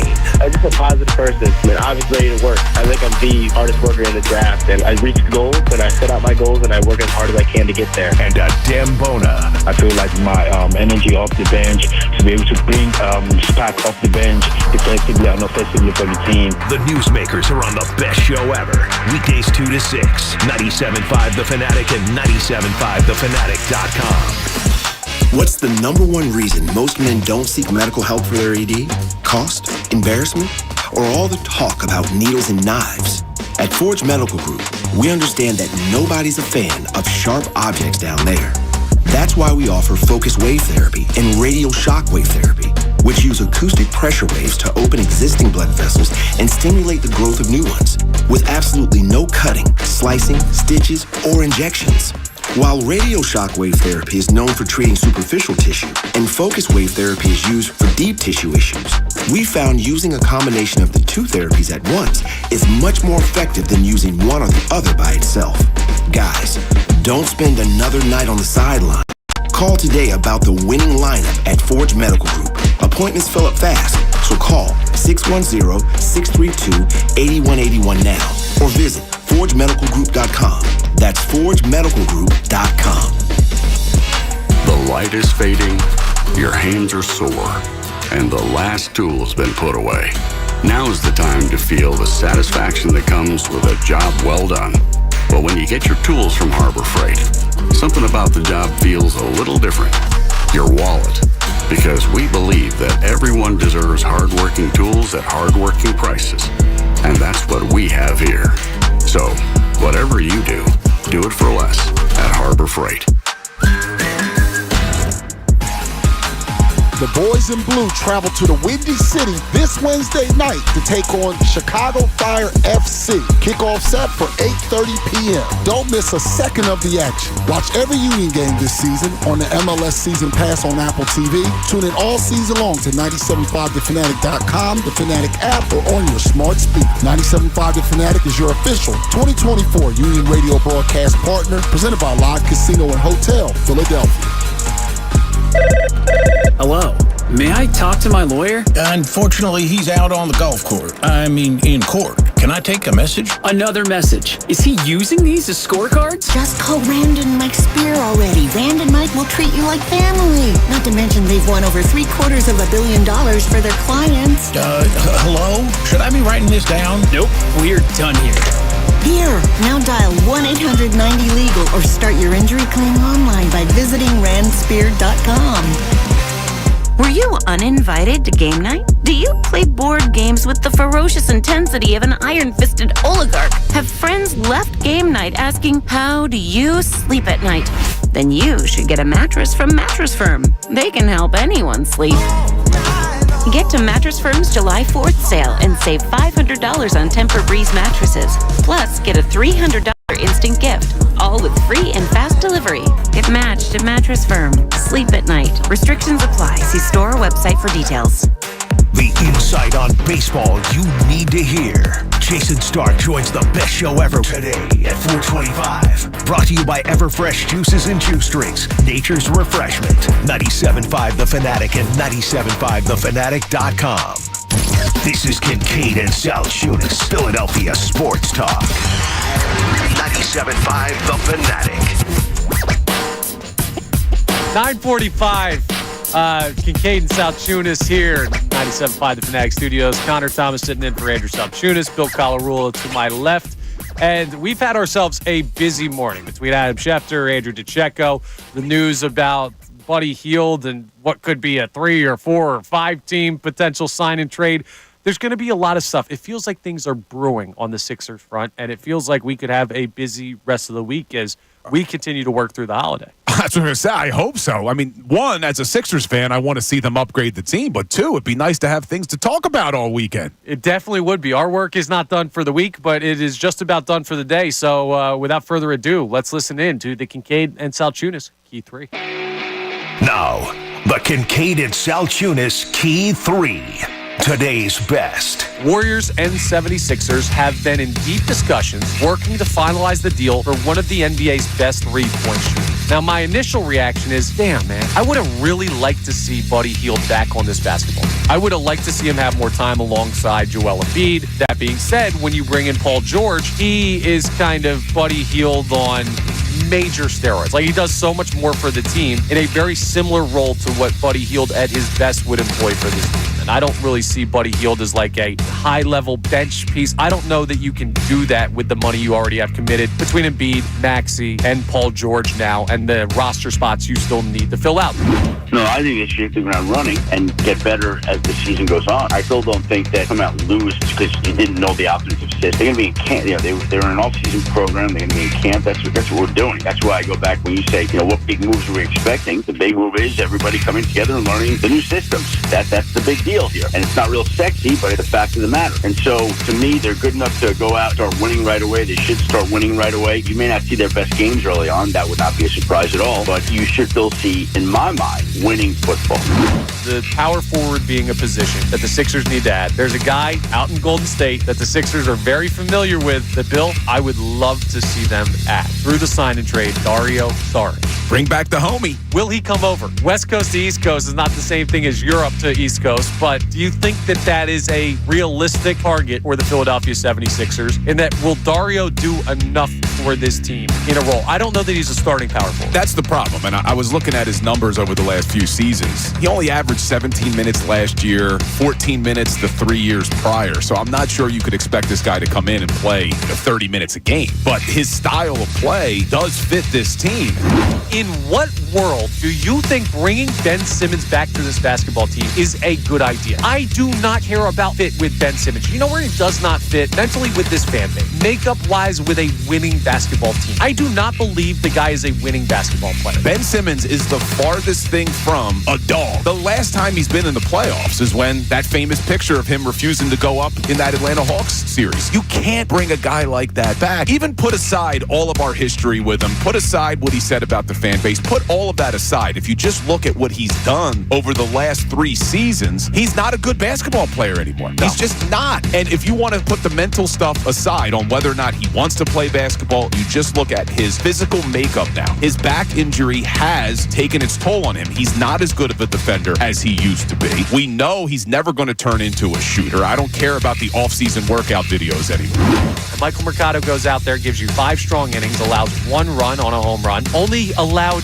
2 hits, strikes out 4. That is exactly what you need. I don't need 7 innings. I don't need a complete game shutout from Michael Mercado. I need you to go out there and give 5 strong innings, know what you can control, hit your spots, trust your defense, and this team will hopefully take care of the offensive side of the equation. And last night, the Philadelphia Phillies did it. I don't want to make it seem like, huge win, makes you feel so much better about the team. But you saw some stuff that was very encouraging ahead of a stretch of the schedule that can be daunting. A fun game last night out there at Wrigley, and really it was the Trey Turner and Michael Mercado show. Every game that they can steal with JT out, Schwarber out, Harper out, with your not 5th starter on the mound, the guy who wasn't even in your plans to start the year, that's a big win last night in Chicago.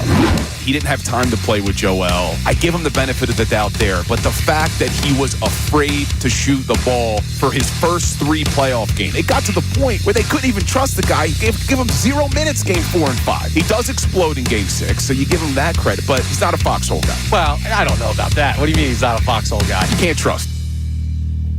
That was the best 3 minutes of today's program, and now we get to have our crossover with Bob Cooney. Robert. What's up, boys? How you feeling? Feel great. How you feel? Feel good. As bad as you look? No, not nearly. That'd be difficult to do. We're going to start like this today?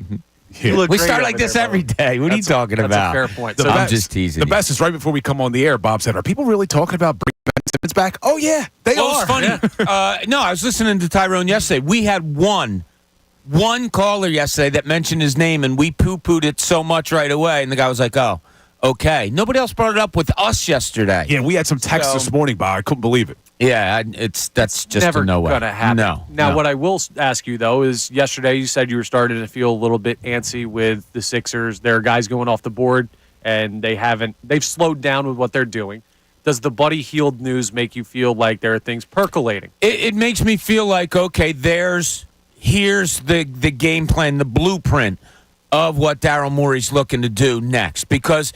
You know, we heard yesterday that B-ball Paul Reed, he's either going to be waived or traded. Okay, that opens up some money for you. Now you're talking about a sign and trade with Buddy Hield. So there are other plans as opposed to just who's left out there and who fits. So, I like it. I like that they're thinking of all. Well, we knew they were thinking of all these things, but right. It coming to actuality, yes, I do like it. So, what's the most you could get out of Buddy Hield? Could you, in this sign and trade potentially, get a player that starts at the 1 or the 4 for this team? Maybe, because you're looking for role players anyway. You don't need, star players. It could be a lot of teams involved, too. One of the things I read this morning said up to 5 teams could be involved. So, yeah, to me, and talking to Jimmy Lynam yesterday, and we're going to get into this a little bit more, but to me, yeah, you're looking for role players at 1 and 4, I think. And you don't, maybe a ball-handling guard and a guy that'll rebound and defend for you. Something that simple. But, I like that something's moving along. So what's on the lineup today for you and Amy? So, yeah, we got Amy Fadul for all 4 hours today. Matt Breen's going to join us at 1 o'clock. And we're going to have this red-headed, skinny guy that was in Chicago and Wrigley Field last night watching the game. Oh, Raymond's checking in. He's going to be calling in and letting us know what the vibe was out there last night. So he gets 4 vacations a week. Yeah. And he gets to call into the hotline to talk about the baseball game. Oh, it's even worse. So I said to him, Ray, I might want to have you on, just to give us the vibe. And he said, well, who do I bill?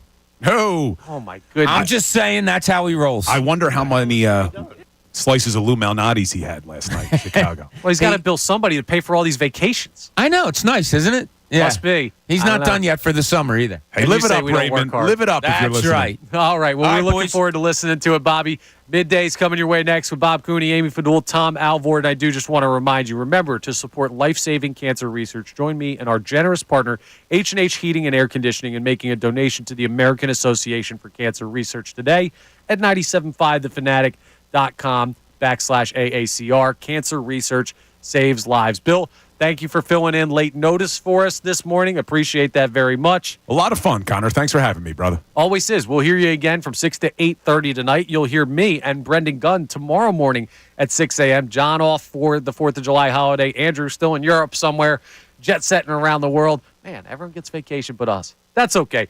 We got here to lock it down for you, and we're going to have some really good stuff tomorrow. The Phillies play the Chicago Cubs, Game 2 tonight. Can they win that series and build momentum, keep building that lead? We'll keep an eye on the Sixers news. Who knows what could break between now and the time we come back on these airwaves. So don't touch anything. Don't go anywhere. Middays is going to be must listen with the free agency and tampering period still ongoing for the NBA. But it was a fun morning. It was fun talking to all you guys, and we will do it again tomorrow for a happy – tomorrow's 4th of July, right? Tomorrow is 4th of July. Oh, perfect. We might have to do something special with the holiday as well. So a lot of fun stuff to get into. That's all for today's episode of Kincade and Salciunas. We will talk to you next time right here on 97.5 The Fanatic.